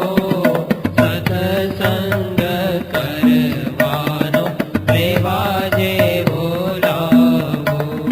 સત્સંગ કરવાનો લેવા જેવો લાવો. સ્વામીની રીત અંતરમાં ઉતારો. સ્વામીની રીત અંતરમાં ઉતારો. દુર્ગુણ છોડી ત્યાગો ખોટા વિચારો. દુર્ગુણ છોડી ત્યાગો ખોટા વિચારો. આવો ભાઈઓ, આવો બહેનો, કથા ગંગા નાવો. સત્સંગ કરવાનો લેવા જેવો લાવો. શ્રીજી સ્વામીનું સુમિરન કરતા. શ્રીજી સ્વામીનું સુમિરન કરતા. વિવિધના સૌ થાપ જ ટળતા. વિવિધના સૌ થાપ જ ટળતા. આવો ભાઈઓ, આવો બહેનો, કથા ગંગા નાવો. સત્સંગ કરવાનો લેવા જેવો લાવો. રાધાના શ્યામનું સુમિરન કરીએ. રાધાના શ્યામનું સુમિરન કરીએ. મન અંતરને પાવન કરીએ. મન અંતરને પાવન કરીએ. આવો ભાઈઓ, આવો બહેનો, કથા ગંગા નાવો. સત્સંગ કરવાનો લેવા જેવો લાવો. જગને સુધારવાનું શક્ય ન જાણો. જગને સુધારવાનું શક્ય ન જાણો. વિશાળ આ વિશ્વમાં જડ સંગગારો. વિશાળ આ વિશ્વમાં જડ સંગગારો. આવો ભાઈઓ, આવો બહેનો, કથા ગંગા નાવો. સત્સંગ કરવાનો લેવા જેવો લાવો. વાત ઠીક લાગે તો અંતર ઉતારો. વાત ઠીક લાગે તો અંતર ઉતારો. અંતે તો છે એક શ્રીજી સહારો. અંતે તો છે શ્રીજી સહારો. આવો ભાઈઓ આવો બહેનો કથા ગંગા નાવો. સત્સંગ કરવાનો લેવા જેવો લાવો. સત્સંગ કરવાનો લેવા જેવો લાવો. તો આ સત્સંગની આ જે કથા ગંગા વહેલી છે એમાં આપણે ડૂબકી મારવા માટે અહીં બધા ભેગા થયા છીએ અને 9 શુક્રવાર સુધી આ સમર્પણ યજ્ઞમાં આપણે બધા જોડાવાના છે. અહીંયા સમર્પણ કરવાનું છે અને આપણે આ જ્ઞાન યજ્ઞ નથી. જ્ઞાન યજ્ઞ તો જ્ઞાની હોય કરે, આપણે કોઈ જ્ઞાની નથી અહીંયા. આ તો સમર્પણ. ભગવાનને આપણે દાન ના આપી શકીએ. દાન તો રંકને અપાય, દીનને અપાય, ગરીબને અપાય. ભગવાનને આપણે શું દાન આપીએ? ભગવાન તો દાનીને એ દાની છે, દાતાના એ દાતા છે. એને તો આપણે બધું આપ્યું છે. તો એને જે આપણે આપ્યું છે એમાંથી આપણે એનો જે ભાગ છે એ આપી અને અહીંયા સમર્પણ કરીએ. તમે જોશો કે આ બધા બેઠા છો, આટલો મોટો હોય છે, નવો મજાનો બન્યો છે, એમાં આટલો બધો ખર્ચો કર્યો છે. તો એના માટે કરીને આપણે સૌએ સમર્પણ કરવા માટે કરી શકીએ એટલા માટે આનું આયોજન કરવામાં આવ્યું છે. આપણે સૌ યથાશક્તિ યથામતી આ સમર્પણ યજ્ઞમાં જોડાઈએ, આમાં સમર્પણ કરીએ. આ સમર્પણ યજ્ઞમાં આપણે ભગવત સ્મરણ કરવાનું છે. આપણે ભગવત સ્મરણ કરવા માટે, સ્વને સુધારવા માટે. આપણે અહીંયા કોઈને સુધારવા માટે નથી બેઠા. જગત તો સુધરે કે ના સુધરે, કે આપણે જગતને સુધારવાનો ઠેકો પણ નથી લીધો. આપણે તો પોતાની જાતને સુધારવી છે. આપણે પોતાને સુધારવા માટે અહીં બેઠા છીએ. તો પોતાને સુધારવા માટે આ યજ્ઞમાં આપણે જોડાયા છીએ અને આપણે જે મનુષ્ય જન્મ મળ્યો છે એને સફળ કરવાનો આપણે અવસર મળ્યો છે. શાસ્ત્રોમાં એમ કહ્યું છે કે દુર્લભમ ત્રયમેવ દેવા અનુગ્રહ હેતુકમ. 3 વસ્તુ દુર્લભ છે જે દેવના હેતુથી, ભગવાનના હેતુથી આપણે, ભગવાનની કૃપાથી આપણને મળે. દુર્લભમ ત્રયમેવ દેવા અનુગ્રહ હેતુકમ. દેવનો જયારે અનુગ્રહ થાય ને ત્યારે 3 વસ્તુ આપણે મળે. મનુષ્યતમ, મુમુક્ષુત્વમ, મહાપુરુષ સંશ્રય. મનુષ્યત્વ આપણે ત્યારે મળ્યું છે કે જયારે ભગવાનનો, દેવનો અનુગ્રહ થયો આપણો. આપણે મનુષ્ય બનીને જન્મ્યા છીએ, મનુષ્ય તરીકે જીવીએ છીએ તે ભગવાન. મુમુક્ષ છે જ આપણે, કાંઈક અહીંયા બેઠા છીએ. આપણે ભક્તિની પ્યાસ છે, આપણે ભગવાનની પ્યાસ છે, માટે આપણે મુમુક્ષુત્વ છે, મુમુક્ષુ છીએ. આપણે અહીંયા બેઠા છીએ અને આપણે મહાપુરુષ સંશ્રય, મહાપુરુષનો સંશ્રય છે જ. આપણે આપણા ગુરુ હરિનો સંશ્રય ના હોય તો આપણે અહીંયા બેસી ન શકીએ. તો આપણે આ કથા અહીંયા કરી પણ ન શકત. અહીંયા આપણે આ કથા કરી છે એમની આજ્ઞાથી થાય છે. એમની જયારે આપણા પર કૃપા વરસે ત્યારે થાય છે. એવા પુરુષ આપણે મળ્યા છે કે આ યુગના જે મહાન પુરુષ છે, ખરેખર આ યુગના મહાપુરુષ છે કે જે ગુરુનું વર્ણન શાસ્ત્રોમાં કર્યું છે. કઈ રીતે કર્યું તમને ખબર છે? શાસ્ત્રોમાં આ રીતે કહ્યું છે, ગુકાર પ્રથમો વર્ણ માયાદિ ગુણ ભાસ્કર. ગુકારો પ્રથમો વર્ણો માયાદિ ગુણ ભાસ્કર. રુકારો દ્વિતીયો બ્રહ્મ માયા ભ્રાંતિ વિમોચક. ગુ એટલે અંધકાર, ગુકાર એટલે અંધકાર. આ અંધકારનું વિમોચન કરે રૂ. રૂ માયા ભ્રાંતિ વિમોચક. આપણી જે માયાના ચક્રમાં ફસાયેલા છે, ભ્રાંતિમાં, આપણે મગજમાં જે ભ્રાંતિ થાય એમાં એનું વિમોચન કરી નાખે, એને દૂર કરી નાખે અને ભગવાનની નજીક આપણે લઈ જાય, એનું નામ ગુરુ. અહીંયા જયારે સ્વામી બાપા આવેલા કેટલાક વર્ષો પહેલા, ત્યારે એસ્ટોરિયા હોટલમાં ત્યારે એમને કહ્યું કે બધાએ સાધુ થવાની જરૂર નથી. આ બેઠા છો બધા સાધુ થઈ જાવ તો સંસાર કેમ ચાલે? સંસારીઓની પણ જરૂર છે ને સાધુની પણ જરૂર છે. સંસારી થકી સાધુ ચાલે છે અને સાધુ સંસારીઓને જ્ઞાનની ભક્તિને માર્ગે વાળે છે.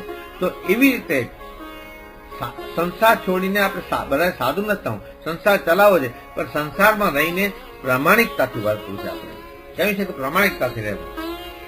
શાસ્ત્રમાં કહ્યું છે કે રહેવું તો રીતિથી, કમાવું તો નીતિથી અને ભક્તિ કરવી તો પ્રીતિથી. રહેવું તો રીતિથી, જ્યાં ત્યાં ખવાય, જે તે ખવાય, જેમ તેમ ખવાય. શું ખાવું શું પીવું એનું આપણે જે ધર્મ અંગીકાર કરેલો, જેને આપણે અનુસરતા હોય, જેને આપણે ગણતી પહેરી હોય, એને આપણે અનુસરવું જોઈએ કે આપણે શું ખાવું જોઈએ, આપણે શું ન ખાવું જોઈએ. પ્રામાણિકતાથી, નીતિથી કમાવું જોઈએ. નીતિ ન કમાય, અનીતિનો પૈસો તો ટકતો નથી કોઈ દિવસ. એટલે નીતિથી કમાવું જોઈએ અને પછી ભક્તિ કરે તો પ્રીતિથી ભક્તિ, તો પ્રીતિ વગર ભક્તિ થાય જ ક્યાંથી? પ્રીતિ વગર કોઈ દિવસ ભક્તિ થાય જ નહીં. પણ આપણે જો આ મનુષ્ય દેહ મળે છે ને એ જ આપણે બહુ મોટા ભાગ્ય છે કે આપણે મનુષ્ય દેહ સિવાય કોઈ દી ભક્તિ થઈ ન શકે. જાનવર દેહ મળ્યો હોય ભક્તિ ન કરી શકે. ગાય પવિત્ર પ્રાણી છે, પણ ગાય ભક્તિ ન કરી શકે. ભક્તિ તો જો આપણે મનુષ્ય બન્યા તો જ કરી શકીએ, તે સિવાય ન કરી શકીએ. એના માટે પાછા તુલસીદાસજી ની વાત કરીએ તો તુલસીદાસજીએ ગાયું છે, બડે ભાગ માનુષ તાનુ પાવા, સુર દુર્લભા સદગ્રંથન ગાવા. બડે ભાગ માનુષ તનુ પાવા. આપણે કેટલા મોટા ભાગ્ય કે આપણે મનુષ્ય જન્મ મળ્યો છે. કેટલા જન્મોના આપણે પુણ્ય હશે ત્યારે આપણે આ મનુષ્ય જન્મ મળ્યો છે. અને આવા ગુરુ મળ્યા છે, આવો પંથ મળ્યો, આપણે આવા ગુરુ મળ્યા કે આપણે ભવસાગર માંથી પાર લઈ જાય. આપણી નૌકાના સુકાની તરીકે આપણે ભવની પાર ઉતારી દી, એવા આપણે ગુરુ મળ્યા છે. અને બડે ભાગ માનુષ તનુ પાવા, સુર દુર્લભ સદગ્રંથ નહીં ગાવા. સુર એટલે દેવતાઓને આજે સદગ્રંથ છે ને બધા, દેવતાઓને ગાવા દુર્લભ છે. દેવતાઓનું વાંચન કરી ન શકે. દેવતાઓને મનુષ્યનો અવતાર લેવો પડે તો કરી શકે, નહીતર એ પણ ન કરી શકે. તો આપણે તો ગુરુહરિની કૃપાથી, પ્રમુખ સ્વામી મહારાજની કૃપાથી દેવોને પણ દુર્લભ એવા ગ્રંથનું ગાન, પાન અને સ્નાન કરવાનો આજે લાવો મળ્યો છે. દેવોને પણ દુર્લભ છે એવો લાવો આપણે આજે મળ્યો છે. અને આપણે સૌ આ લાહો લેવા માટે અહીં ભેગા મળ્યા છે. ભાગીરથી ગંગા ઉત્તરાખંડમાંથી નીકળે છે. ઉત્તરાખંડમાંથી વહેતી નીકળે છે. આપણે કહ્યું તેમ ભારત ફેરીને બાંગ્લાદેશમાં જાય છે. પણ ભાગવતી ગંગા આપણે વાત કરી કેવી રીતે ભગવાન વેદ વ્યાસે ઉતારી,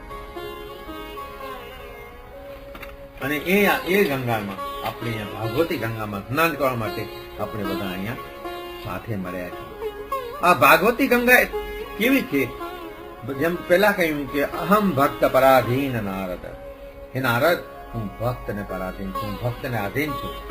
એવી રીતે જયારે ગોપીઓ સાથે ભગવાન મહારાષ્ટ્ર ચાલે છે બ્રજમાં, ત્યારે ગોપીઓને થોડો ગર્વ થાય છે કે ભગવાન તો અમારે કયા નથી, અમે જેમ કહીએ તેમ કરે. સાચી વાત છે, કારણ કે ભગવાન તો ગોપીઓને નાચ નચાવે, માખણ માટે કે નાચ નચાવે, છસિયા પર છાસ કરી નાચન નચાવે, એ કાવ્ય છે. એટલે ભગવાન, આ તો ભગવાન પોતે પુરુષોત્તમ હતા, ભગવાન હતા, એટલે એને ખબર હતી. એટલે ગોપીઓને ભગવાને બધાના ઘર ઉતાર્યો, ઉદ્ધવનો ઘર ઉતાર્યો, નારદજીનો ઘર ઉતાર્યો, જેટલા પણ ભગવાનના ભક્ત છે ને, અર્જુનનો પણ ઘર ઉતાર્યો યુદ્ધના સમયમાં. બધાના ઘરો ભગવાને ખંડિત કરી નાખ્યા. ગોપીઓને ઘર થયો કે કૃષ્ણ તો અમારો છે, કારણ તમે જેમ કહી તેમ કરે. અને રાસમાંથી અડજસ્ટ થઈ ગઈ, મહારાષ્ટ્રમાં જ અડજસ્ટ થઈ ગઈ. એટલે ગોપીઓ પછી વિહવળ બની ગઈ. અને પછી અહીંયા ગોપી ગીત ગાય છે, અતિ વિરહનું ગીત છે, કરુણ ગીત છે. ગોપીઓને એમ થાય છે કે ભગવાન તો અમારે આધીન છે, પણ પછી ગોપીઓ એમ કહે છે કે તમે તો નિરપેક્ષ છો, તમે અમારે આધીન નથી, તો તમારી કથા અમારે આધીન છે, અમે જ્યાં બોલાવી ત્યાં આવે.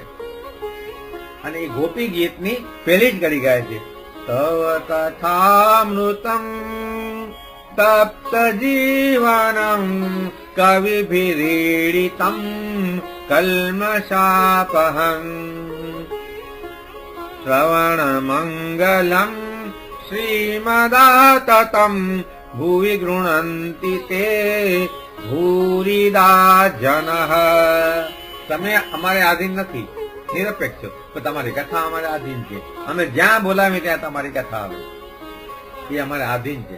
આપણે પણ આધીન છે કે જો અહીંયા ભગવતી ગંગા અહીંયા દુબઈમાં વહે છે અત્યારે, એ કથા ભગવાનની, ભગવાન આપણે આધીન નથી, પણ ભગવાનની જે વાતો છે ને, ભગવાનની કથા છે, ભગવાનના જે ગુણગાન છે, એ આપણે આધીન છે. નારદ ભક્તિ સૂત્ર નામનો ગ્રંથ છે, એમાં નારદજીએ એક વાર વિષ્ણુ ભગવાનને પૂછ્યું કે પ્રભુ આપ મળો ક્યાં? તમારે કેટલા સાચા ભક્તો છે? હું તો બ્રહ્માંડમાં બધું કરું, ત્રણે લોકમાં કેટલા સાચા ભક્તો છે. મને પૂછે કે ભગવાન ક્યાં મળે? પૂર્ણ પુરુષોત્તમ નારાયણ મળે ક્યાં? તમારું કોઈ ઠામ ઠેકાણું હોય તો બતાવો ને. આજનો આ જિંદગી જંગી છે. ભાઈ તમારો ટેલિફોન નંબર હોય તો આપો, તમારી પાસે તમે જો મોબાઈલ રાખતા હો તો મોબાઈલ નંબર આપો, તમારી ઈમેલ આઈડી હોય તો ઈમેલ આઈડી આપો, તો તમારા ભક્તો તમારો કોન્ટેક્ટ કરી શકે. તો ભગવાન કહે છે હસીને કે હે દેવરૂપી, કેટલી જફા કરવાની કઈ જરૂર નથી, એટલી મહેનત કરવાની પણ કઈ જરૂર નથી. હું તો સાવ સુલભ છું, એમ તો બહુ સારું. કહો કે કેવી રીતે મળો તમે? તો કે સાંભળો તમે. એટલે ભગવાન એક શ્લોકમાં સંભળાય, નાહમ વસામિ વૈકુંઠે યોગીનામ હૃદયેન ચ યદ્ ગાયન્તિ મદ્ભક્તા તત્ર તિષ્ઠામિ નારદ, તત્ર તિષ્ઠામિ નારદ. હે નારદ, હું વૈકુંઠમાં વસું છું, વૈકુંઠમાં મળીશ નહીં, એટલો વ્યસ્ત હું છું, એટલો બિઝી હું ત્યાં કે હું કોઈને મળું. યોગીઓ પોતાના હૃદયમાં મને સાંધી રાખે છે, એટલો ઊંડે અંદર પેલો ઉતારી દે છે કે યોગીના હૃદયમાં તમે ઊંડે ઉતરશો તોય તમને મળીશ નહીં મારી પાસે.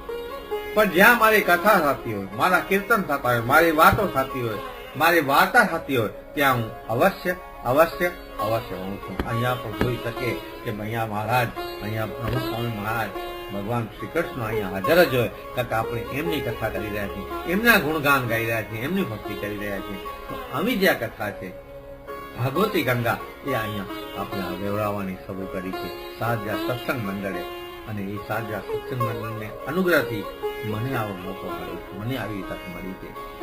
ભગવાન વેદવ્યાસે જયારે મહાભારત રચ્યું 1,00,000 શ્લોકનું, ત્યારે એમને પોતે ગાયું, નારાયણમ નમસ્કૃત્ય નરચૈવમ નરોત્તમમ દેવીમ સરસ્વતીમ ચૈવ તતો જયમ મુદીરયે. હે લોકો, તમે આવો અને જુઓ કે મેં એક અદભુત શાસ્ત્ર રચ્યું. તમે જો મેં આવ્યું, આમાં હું આવ્યું, આઈ આવે ને ઇંગ્લિશમાં જેમ, એમ કે મેં આ એક શાસ્ત્ર રચ્યું છે જે દેવી સરસ્વતીની કૃપાથી, એ હું હવે તમને વાંચીને સંભળાવું. તમે સાંભળો કે જયારે તેમને ભાગવતની રચના કરીને ત્યારે હું નીકળી ગયો. મહાભારત વખતે 1,00,000 શ્લોકની ભાગવત લખ્યું ત્યારે હું હતું, પણ 18,000 શ્લોકનું ભાગવત લખ્યું ત્યારે હું નીકળી ગયો. અને કહ્યું છે કે હું નીકળે તો હરિ આવે, હું હોય ત્યાં હરિ ના આવે. એટલે હું નીકળી ગયો અને પછી હરિ આવ્યા. ત્યારે એમ ન કહ્યું કે આ શાસ્ત્ર મેં રચ્યું છે, ત્યારે જીવનમાંથી હું નીકળી ગયો. પછી જયારે પહેલો શ્લોક લખ્યો, પહેલા સ્કંદનો પહેલો શ્લોક આપણે જયારે આવશે 10મો શ્લોક, એમાં પહેલા શ્લોકમાં છેલ્લે એમને કહ્યું કે સત્યમ પરમ ધીમહિ, સત્યમ પરમ ધીમહિ, જે પરમ સત્ય છે એનું હું ધ્યાન કરું છું. પરમ સત્ય કોણ હોઈ શકે? પરમાત્મા સિવાય કોઈ ના હોઈ શકે. પૂર્ણ પુરુષોત્તમ નારાયણ પોતે જ પરમ સત્ય છે, એમનું ધ્યાન હું કરું છું. એમ કહ્યું એમને પોતે. પેલા એમ કહ્યું કે આ મેં રચ્યું છે, આમાં એમ ન કહ્યું કે મેં રચ્યું છે. એકદમ નમ્ર બની ગયા અને કહ્યું કે હું એ પરમ સત્યનું ધ્યાન કરું છું. સત્યમ પરમ ધીમહિ. કોઈ પણ શાસ્ત્ર જયારે કરીએ એની રજૂઆત કરીએ, એની કથા કરવાનો નિયમ છે કે સૌથી પહેલા એનું મહાત્મ્ય કેવું જોઈએ. શાસ્ત્રનું મહાત્મ્ય એટલે પરિચય.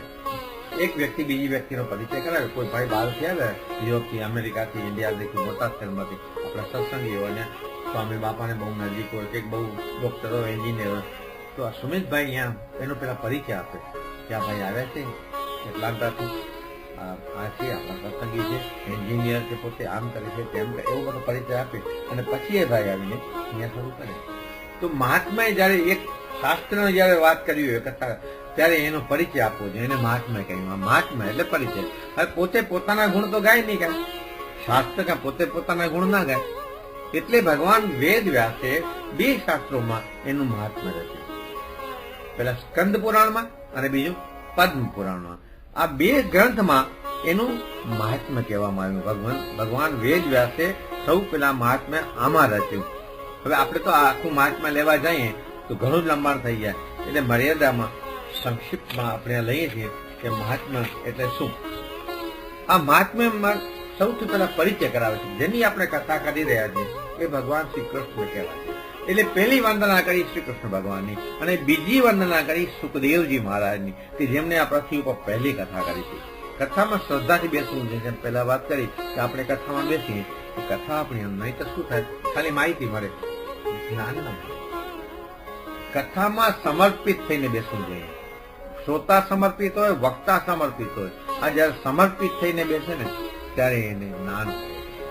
ડોંગરેજી બાપુજી બહુ કહેતા, ડોંગરે બાપજી વાત કરતા કથાના નિયમ કેવા બતાવતા.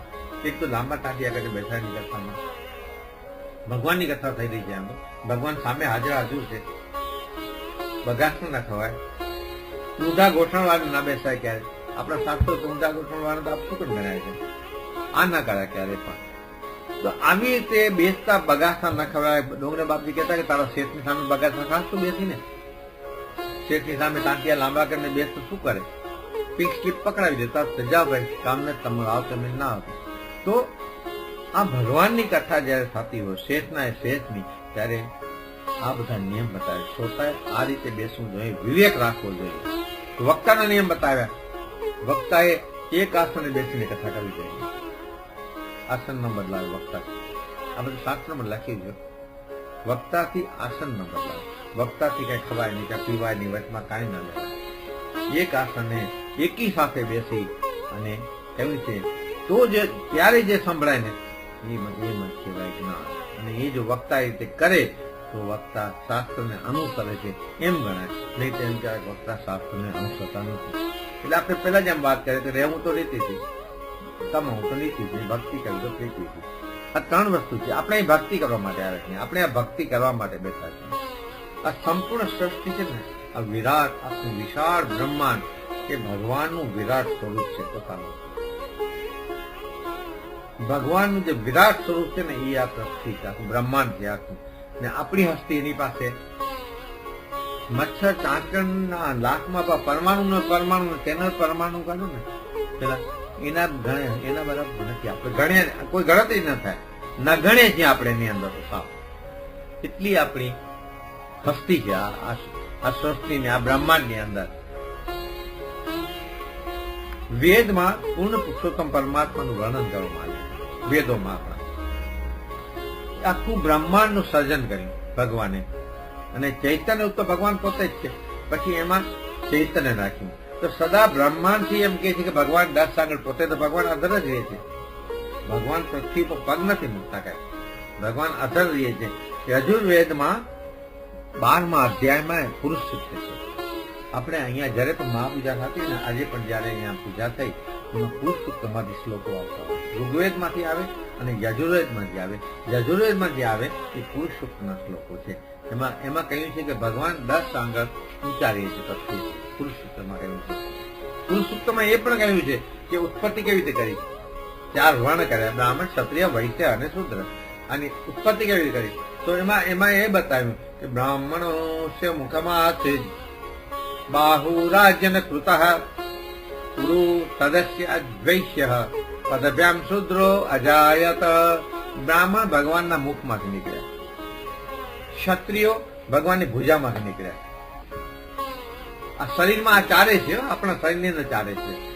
ઉરુ એટલે આ નાભી પર ભાગ અવિષય છે, અને પગ છે શૂદ્ર છે. હવે એની બીજી વ્યાખ્યા કે આટલો ભાગ આપણો ભાગ છે ને, આ આપણો ભાગ છે એ બ્રાહ્મણ છે. બધાનું પુરુષ માત્ર શૂદ્ર ગમે તેવો પછી એનો માત્ર ભાગ આ પુરુષો કે સ્ત્રીઓ, આ ભાગ છે બ્રાહ્મણ છે, આ ક્ષત્રિય છે. તમે જોજો કોઈ દાખલા તરીકે કોઈથી કાંઈ થઈ જાય અને કોઈ મારામારી કરો, વાર કરાવે તો હાથ આડ આવે, આપણે પગ આડે નથી, માથું ના ધરીએ કોઈ બીજું. ક્ષત્રિય છે આ ક્ષત્રિય આડા હાથ આવે. વિતરણ, વૈશ્યનું કામ વિતરણ કરવાનું. આ બધું અહીંયાથી વિતરણ, બધું જે ખાય એ બધું અહીંયા જાય અને અહીંયાથી વિતરણ થઈને આખા શરીરને લોહી પૂરું પાડે. એટલે નાભી પ્રદેશ વિતરણ. અને ક્યાંય જવું હોય તો પગને આજ્ઞા કરવી જોઈએ, એટલે પગ ચાલે. એટલે પગ આ શરીરમાં જ બ્રાહ્મણ છે, ક્ષત્રિય છે, વૈશ્ય છે અને શૂદ્ર છે. આની અંદર પુરુષ સૂક્તમાં આનું બધું વર્ણન કરવામાં આવ્યું છે કે ભગવાન પોતે આ સમસ્ત બ્રહ્માંડમાં વ્યાપ્ત છે. પુરાણોમાં કહ્યું છે કે ધર્મો રક્ષતી રક્ષિતમ. ધર્મથી જ ધર્મની રક્ષા થાય. અત્યારે તો હવે ખબર નહીં ધર્મની કેવી વ્યાખ્યા થઈ ગઈ છે. આપણો ધર્મ આપણે ભૂલાવી દેવામાં આવે છે. છતાં કદાચ જશે તો નહીં, પણ ધર્મથી ધર્મની રક્ષા થાય છે. અને એનો અધિકાર પણ બ્રાહ્મણોને આપ્યો છે કે ધર્મ છે એ બ્રહ્માંડનું પ્રાણવાયુ છે. આ ધર્મ છે ને એ બ્રહ્માંડનું પ્રાણવાયુ છે. પ્રાણવાયુ ના હોય તો આપણે અનાજ વગર રહી શકીએ. મહિનો 2 મહિના લોકો ઉપવાસ કરે. જૈનોમાં બહુ ઉપવાસ કરતા હોય, કેટલા બધા થઈ શકે અનાજ વગર. આપણે નકોડો ઉપવાસ કરીએ છીએ, આપણામાં હોય છે નિર્જળા એકાદશી, પાણી પણ નથી પીતા તો 24 કલાક પાણી વગર કાઢીએ. પણ પ્રાણવાયુ વગર ઓક્સિજન ના મળે તો જય સ્વામિનારાયણ થઈ જાય તરત. રામ બોલો ભાઈ રામ. એટલે આ ધર્મની ધર્મની ભગવાને જ બનાવ્યું આ બધું પાછું, છતાં એવા ધર્મની બદનામી, આપણા ધર્મની બદનામી કરવાના કેટલા બધા આપણે જ લોકો, આપણા જ ધર્મના લોકો આપણા ધર્મની બદનામી કરે, ગમે તેમ લખે, જેમ તેમ લખે ભગવાન વિશે, સાધુ બાવા વિશે જેમ તેમ લખે. સાધુઓ સંતો માટે પપ્પુ ધાધુ શબ્દ વાપરે. પપ્પુ ધાધુ અપમાનજનક શબ્દ લાગ્યા. આમ તો છે પપ્પુ ધાધુ એટલે પરમ પૂજ્ય ધર્મ ધુરંધર, આવો આખો અર્થ થાય એનો. તો પપ્પુ ધાધુ તમે આમ બોલો એટલે અપમાનજનક શબ્દ કહેવાય. હવે આ શબ્દ વાપરે ધર્મના સંતો માટે, અને ધર્મને અફીણ કે, એમ કહે કે ધર્મ અફીણ છે, અફીણનો નશો ચડે એમ ધર્મનો નશો ચડે છે. હવે આ જો આવા થાય તો એને મને હવે એ જે છે તો એને કોને કીધું કે તમે સાચા છો? સમજો કે આપણે આસ્તિક છે, ભગવાનની શ્રદ્ધા કરીએ, પૂજા કરીએ, ભક્તિ કરીએ, તો એમ કે તમે ખોટા છો. તો તમને કોને કેમ કે તમે સાચા છો? તમે સાચા છો એનું સર્ટિફિકેટ ક્યાં છે તમારી પાસે? કે તમે માની લીધું મનથી કે આ ધર્મ છે જ નહીં? બસ કેટલા બધા આપણા ધર્મ ઉપર મને યાદ છે, મને સાંભળી તેમ મારી 30-40 વર્ષ પહેલા જલ્દી જય શ્રી કૃષ્ણ જય સ્વામિનારાયણ ન બોલતા.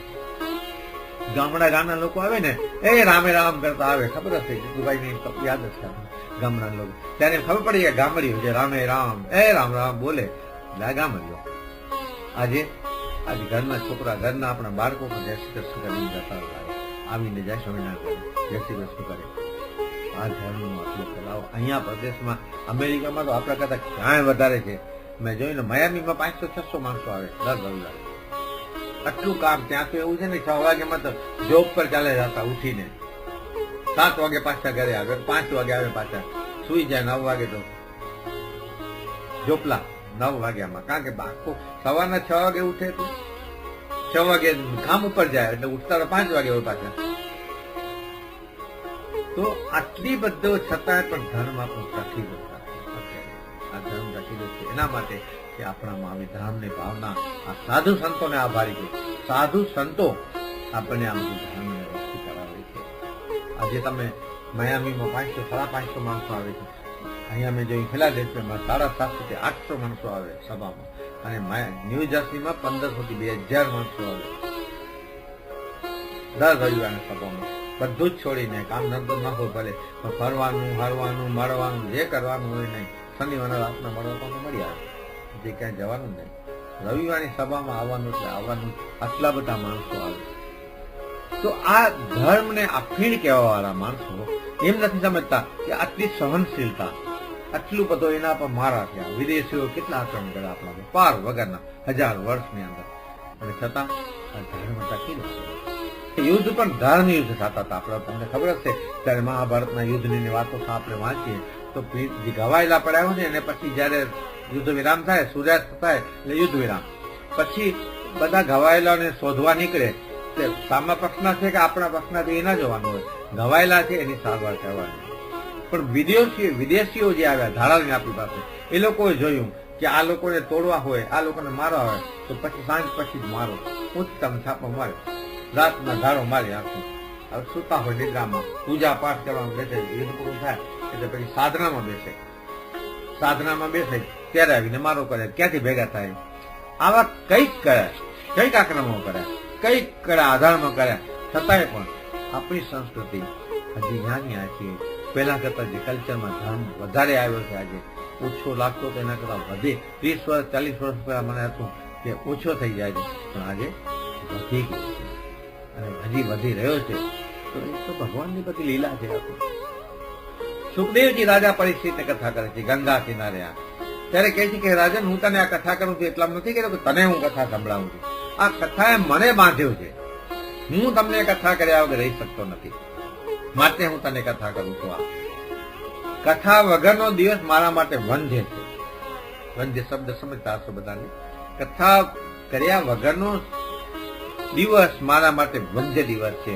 એટલે ભજન કીર્તન થાય, ભગવાનની કથા થાય, આપણે પૂજા કરીએ, પાઠ કરીએ, ત્યારે દિવસ અવંધ્ય થાય.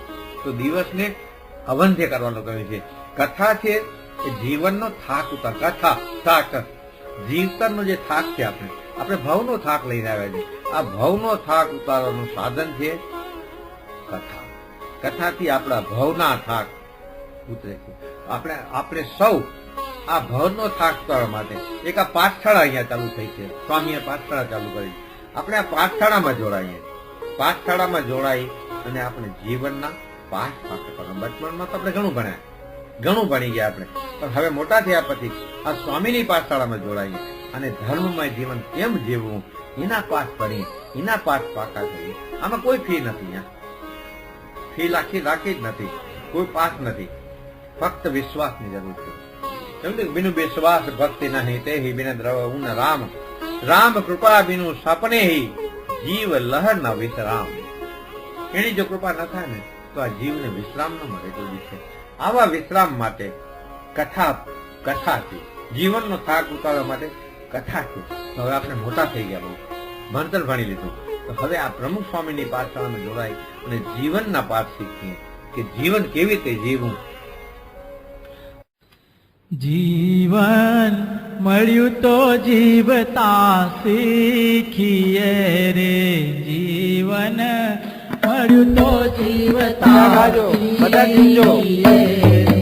કરવો સારયા સારનો વિચાર, કરવો સારયા સારનો વિચાર. જીવન મળ્યું તો જીવતા શીખીએ રે, જીવન મળ્યું તો જીવતા શીખીએ રે.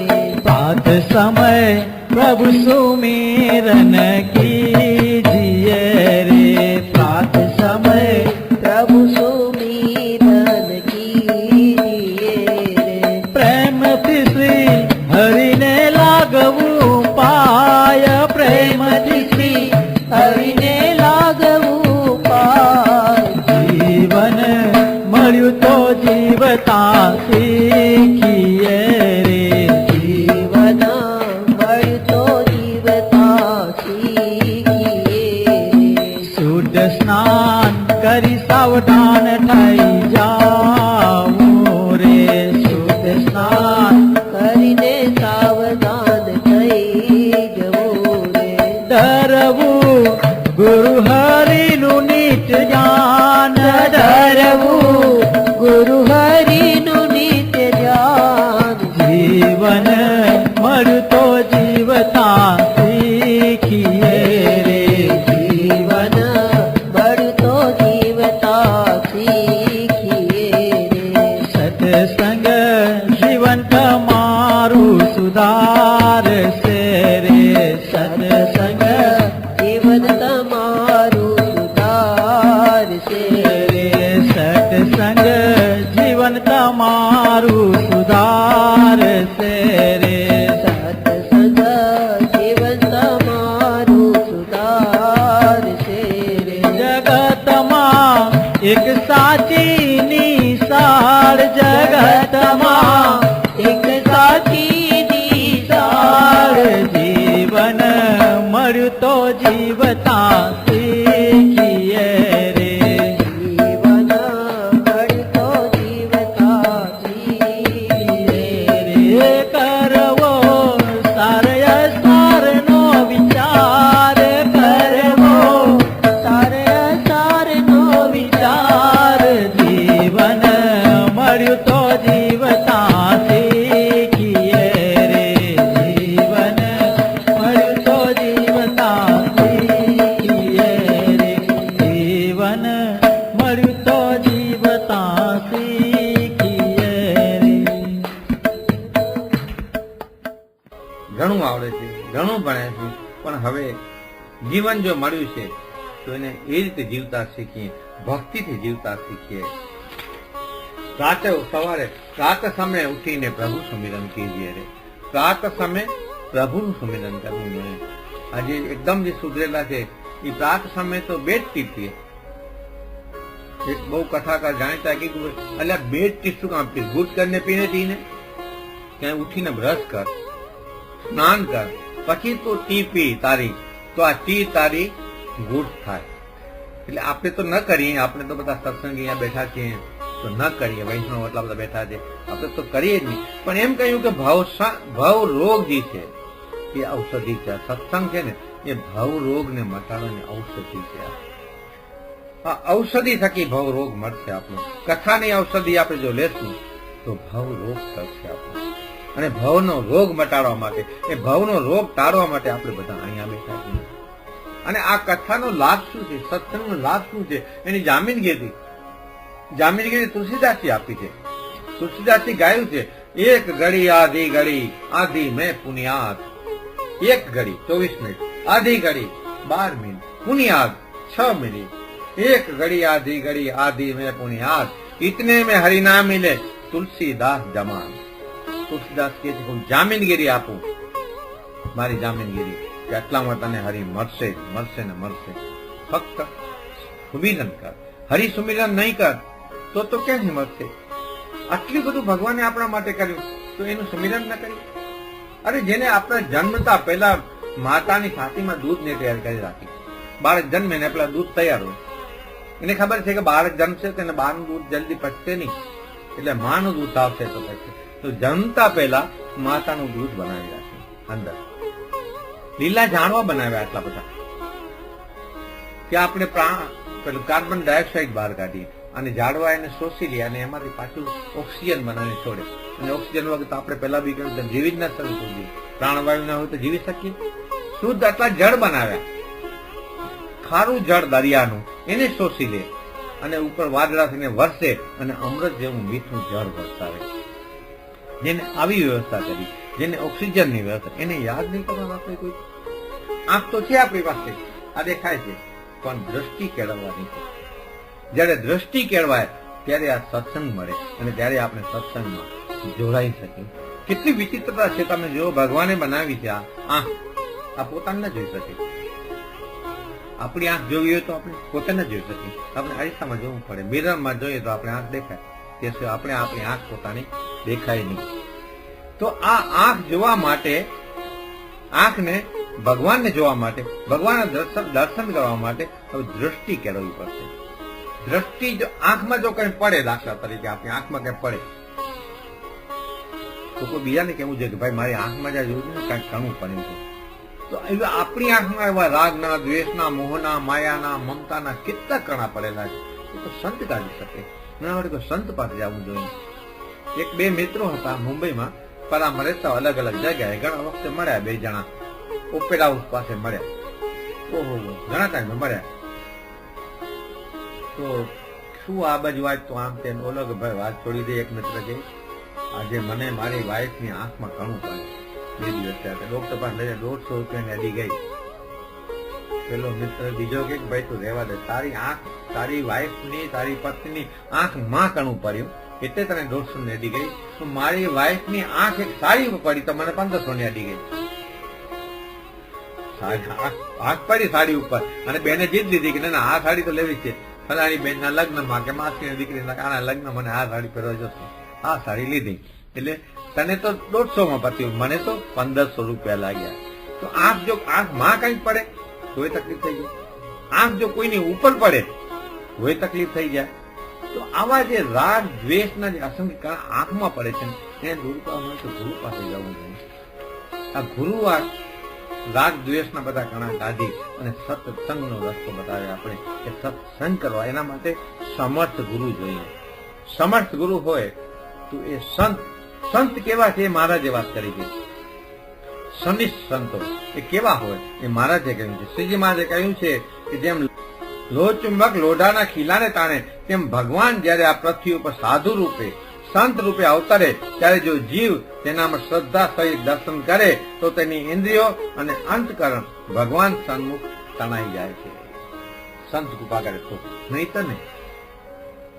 આપણી રીતે આપણે ન કરી શકીએ. સંતની કૃપા થાય, દૃષ્ટિ પડે તો બેડો પાર થઈ જાય આપણો. તો આવી આ સંતની કૃપા જોઈએ. જયારે સંતની કૃપા થાય આપણી ઉપર તો બધું જ થઈ ગયા. પછી અર્જુન પાસે તો આંખ હતી, સાક્ષાત ભગવાન એની સાથે હતા. ભગવાન પણ ભગવાનને સખા સમજતો હતો, સારા સમજતો હતો, મિત્ર સમજતો હતો અને સારથી પણ સમજતો હતો ભગવાનને. ભગવાનની તો એને પછી ખબર પડી કે જયારે એનું વિશ્વરૂપ દર્શન જોઈને, એનું જે રૂપ જોયું ભગવાનનું, ત્યારે થરથર ધ્રુજવા લાગ્યો કે આ તો પરાત્પર બ્રહ્મ છે પોતે, પણ જોઈ નથી શકતો. દ્રષ્ટિ જયારે મળીને ત્યારે પરાત્પર બ્રહ્મે પોતે એને દ્રષ્ટિ આપી. એને કહ્યું કે અર્જુન, હે પાર્થ, તું તારા આ જે ચક્ષુ છે, ચર્મ ચક્ષુ, એના વડે તું મને જોઈ નહીં શક. એના માટે તો તને દિવ્ય ચક્ષુ જોયું. દિવ્ય ચક્ષુ જોશે તો તું જોઈ શકે. આપણે અહીંયા મહારાજ શ્રીજી મહારાજ અહીંયા પધારે તો આપણે એની સામે દ્રષ્ટિ કરી શકીએ, એમને જોઈ શકીએ. આપણે આ ચક્ષુ છે આપણી આંખ, એના વડે આપણે જોઈ ન શકીએ. એટલે એ જો આપણે આંખ આપે એવી જોવાની, કે ગુરુ કૃપા કરે, ગુરુ હરિ આપણે આંખ આપે જોવાની, કે હવે તું જો, કે મારી આંખમાં તું જો. ગુરુ જેમ કે તું મારી આંખમાં જો. સુખ મુનિને નાયરોબીમાં બતાવ્યા હતા સ્વામીએ. એક વખત વિચરણ કરીને આવ્યા અને બેઠા હતા સ્વામી રૂમમાં, એક કોઈ નતું. એટલે સુખ મુનિ બહારથી આવ્યા, આ બ્રહ્મ પરિષદમાં છે કેશો, કે બહારથી આવીને એને કીધું કે કેમ સ્વામી એકલા બેઠા? અમે ક્યાં એકલા છીએ? મહારાજ છે અહીંયા, તો ગુણાતીતાનંદ સ્વામી છે, શાસ્ત્રીજી મહારાજ, યોગીજી મહારાજ, ભગતજી મહારાજ, પરમહંસોની સભા છે. શું આમ જેવા લાગ્યા સુખ મુનિ તો સ્વામી છે તો કોઈ નથી દેખાતું, તારે જોવા છે, આવ અહીંયા બતાવો. ગયા માથું પકડીને મારી આંખમાં જો, કે એક ક્ષણમાંથી આંખમાં દેખાય. જેમ ભગવાને જશોદાને પોતાના મોઢામાં બ્રહ્માંડ બતાવી દીધું, એમ પ્રમુખ સ્વામી સુખ મુનિને પોતાની આંખમાં દર્શન કરાવ્યા. કોઈ આંખમાં કર્યા તો એવી આંખ એને આપી એક ક્ષણ માટે. આપણે ના જોઈ શકીએ એને. કારણ કે અર્જુન જેવો અર્જુન જે પોતાના સખા શાળા બધું એને ભગવાન એને કીધું કે તું તારી આંખ વડે જોઈ નહીં શક મને. નતું મામ શક્ય છે દ્રષ્ટુમ અને નૈવ સ્વચક્ષુષા દિવ્યમ દદામિ તે ચક્ષુ પશ્ય મે યોગમ ઐશ્વરમ. હવે તું મારું ઐશ્વર્ય જો, હું તને ચક્ષુ આપું છું, દિવ્ય ચક્ષુ. એનાથી તું તો આપણે આંખ તો છે આપણી પાસે. હવે આ દ્રષ્ટિ કરવા માટે આપણે અહીંયા ભેગા થયા છીએ. ગુરુ હરિની કૃપાથી, પ્રમુખ સ્વામી મહારાજની કૃપાથી આપણે એવી દ્રષ્ટિ અહીંયા કેળવવાની છે. 9 શુક્રવાર સુધી બેસી અને એવી દ્રષ્ટિ આપણે મળે તો આપણે આ શાસ્ત્રો પાસેથી આ દ્રષ્ટિ મળશે, આપણે સંતો પાસે આ દ્રષ્ટિ મળશે. આપણા ઋષિ મુનિઓ આ શાસ્ત્રોનું જે સર્જન કર્યું છે ને, મઢીમાં રહીને, પર્ણકુટીમાં રહીને, કંદમૂળ ખાઈને આ બધા શાસ્ત્રો એમને રચાય. કંદમૂળ ખાઈને બધા. એનું કોઈ પોતાની અપેક્ષા નથી, કોઈ એને મહેલ નતા રહેવાના, એની પાસે મોટર ગાડીઓ નથી, એની પાસે કાંઈ નતું, એની પાસે ઘોડા નહોતા કાંઈ કરવા માટે. તો એ તો પાયદળ જતા, જ્યાં જાવ તો પેદલ જાય ચાલીને. ઋષિ મુનિઓ તો પણ આકાશ દર્શન કરીને આકાશની બધી લખી ગયા. કેટલું કેટલું કરી ગયા આપણા માટે, કેટલું કરી ગયા આપણા માટે. તો એટલા માટે કરીને શાસ્ત્રમાંથી આપણે બધે સાથે મળીને દ્રષ્ટિ કરવી અને હરિસ્મરણ કરવાનું છે. અહીંયા 9 શુક્રવાર સુધી અહીંયા આપણે એમ થાય કે આપણે જો બધા ભેગા બોલીએ તો શું થાય? ગોકીલો થઈ જાય એકદમ, કોઈનું કાને પણ ના સંભળાય. એટલા માટે સારજા સત્સંગ મંડળે એક વ્યક્તિ એવી પસંદ કરી, મહારાજ એવી, કે જેની પાસે સમય છે, નવરો સાવ. એટલે સમય છે એટલે વાંચીને વિચારીને નોટ કરે, નોંધ કરે જે અમારી સામે પડી, અને પછી આપણે રજૂ કરે. એટલા માટે મને અહીં બેસાડવામાં આવે છે. બાકી હું અને તમે બધા શ્રોતા છીએ, આપણે બધા સાંભળવાવાળા છીએ. બોલનાર તો કોઈ છે જે મને અંદર રહીને બોલાવે છે. મારી તાકાત છે, મારી શક્તિ આટલી બધી વાર સુધી બેઠો બોલી શકું. તો આ રીતે ભગવાને આટલી શક્તિ આપી છે અને ભગવાન આપણે આપ્યા છે. આ બધું આપ્યું છે. આપણે ખબર છે કે આપણે દાખલા તો ક્યાં ગયા હોઈએ, કોઈને ઘરે આપણી સાથે નાના બાળક હોય અને કોઈક ભાઈ એને પેપરમેટ આપે, ચોકલેટ આપે, તો આપણે શું કહીએ? છોકરાને કહીએ ને થેન્ક યુ, કે બેટા અંકલ ને કે થેન્ક યુ, આપણે કહીએ ને.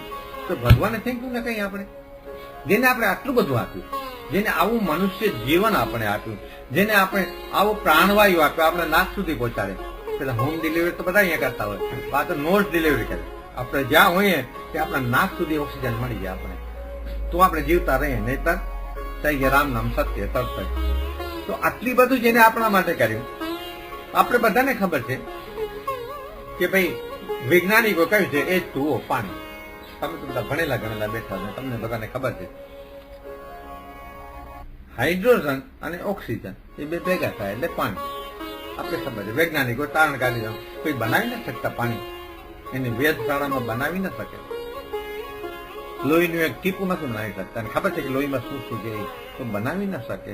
તો આવું જેને કર્યું, આટલી બધી એને સગવડ આપણે આપી, આટલા બધા વૃક્ષો આવે છે, કાર્બન ડાયોક્સાઇડ ને ચૂસી દે અને ઓક્સિજન છોડે, એ કેટલા ઉપકાર આપણા ઉપરના પાર છે કોઈ ઉપકાર?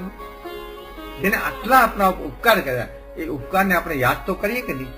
તો ઉપકારને યાદ કરવા માટે આપણે બધા અહીંયા 9 શુક્રવારથી ભેગા થવાના છીએ. અત્યારે હવે લગભગ સમય થઈ જવા આવ્યો છે, વિરામનો સમય છે આ કથાની. તો આ પારાયણના વિરામને આજે વિરામના દિવસે ભગવાનના ઉપકાર ગાઈ અને પછી ધૂન કરી અને પછી એ કથાને અહીંયા વિરામ આપે. ઉપકાર તમારા ભારે રે હે શ્રીજી સ્વામી, ઉપકાર તમારા ભારે રે હે શ્રીજી સ્વામી, હું દેખું વારે વારે રે હે શ્રીજી સ્વામી, હું દેખું વારે વારે રે હે શ્રીજી સ્વામી. તે જે માગ્યું તે આપ્યું, દુઃખ પડતા પહેલા કાપ્યું. તે જે માગ્યું તે આપ્યું, દુઃખ પડતા પહેલા કાપ્યું. મન નિજ પદમાં એ થાપ્યું રે હે શ્રીજી સ્વામી, ઉપકાર તમારા ભારે રે હે શ્રીજી સ્વામી.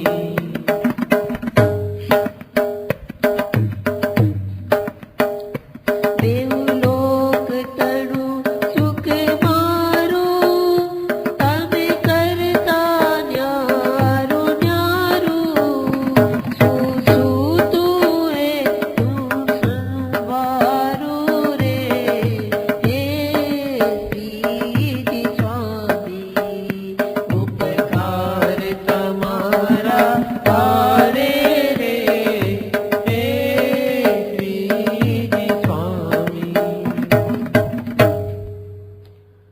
તો અહીંયા હવે સમય પણ આપણે થવા આવ્યો છે. હવે આપણે અહીંયા આપણી પારાયણને આજે વિરામ આપશું. અહીંયા 2 મિનિટ ધૂન કરશું અને પછી જય બોલાવશું.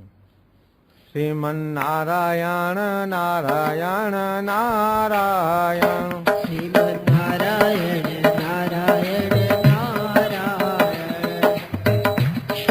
બંધ જય બંધ નારાયણ શ્રીમદ નારાયણ નારાયણ નારાયણ, શ્રીમદ નારાયણ નારાયણ નારાયણ, લક્ષ્મી નારાયણ નારાયણ નારાયણ, લક્ષ્મી નારાયણ નારાયણ નારાયણ, સ્વામી નારાયણ નારાયણ નારાયણ, સ્વામી નારાયણ નારાયણ નારાયણ, કૃષ્ણ નારાયણ નારાયણ નારાયણ, નારાયણ નારાયણ નારાયણ, સ્વામી નારાયણ નારાયણ નારાયણ, સ્વામી નારાયણ નારાયણ નારાયણ, ભાગવત પારાયણ પારાયણ પારાયણ, ભગવત પારાયણ પારાયણ પારાયણ, સ્વામી નારાયણ નારાયણ નારાયણ, સ્વામી નારાયણ નારાયણ નારાયણ, સ્વામી નારાયણ નારાયણ નારાયણ, સ્વામી નારાયણ નારાયણ નારાયણ, સ્વામી નારાયણ નારાયણ નારાયણ, સ્વામી નારાયણ નારાયણ નારાયણ, સ્વામી નારાયણ નારાયણ નારાયણ.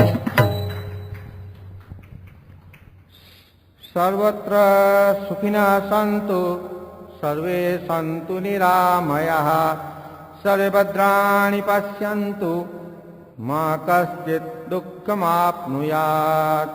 असतो मा सद्गमय तमसो मा ज्योतिर्गमय मृत्युर्मामृतं गमय। ओम शांति शांति शांति सर्वारिष्टसु शांतिर्भवतु। श्री स्वामीनारायण भगवान नी जय। અક્ષર પુરુષોત્તમ મહારાજની જય, રાધા કૃષ્ણ દેવની જય, ગુણાતીતાનંદ સ્વામી મહારાજની જય, ભગતજી મહારાજની જય, શાસ્ત્રીજી મહારાજની જય, યોગીજી મહારાજની જય, પ્રગટ બ્રહ્મ સ્વરૂપ ગુરુ હરિ પ્રમુખ સ્વામી મહારાજની જય.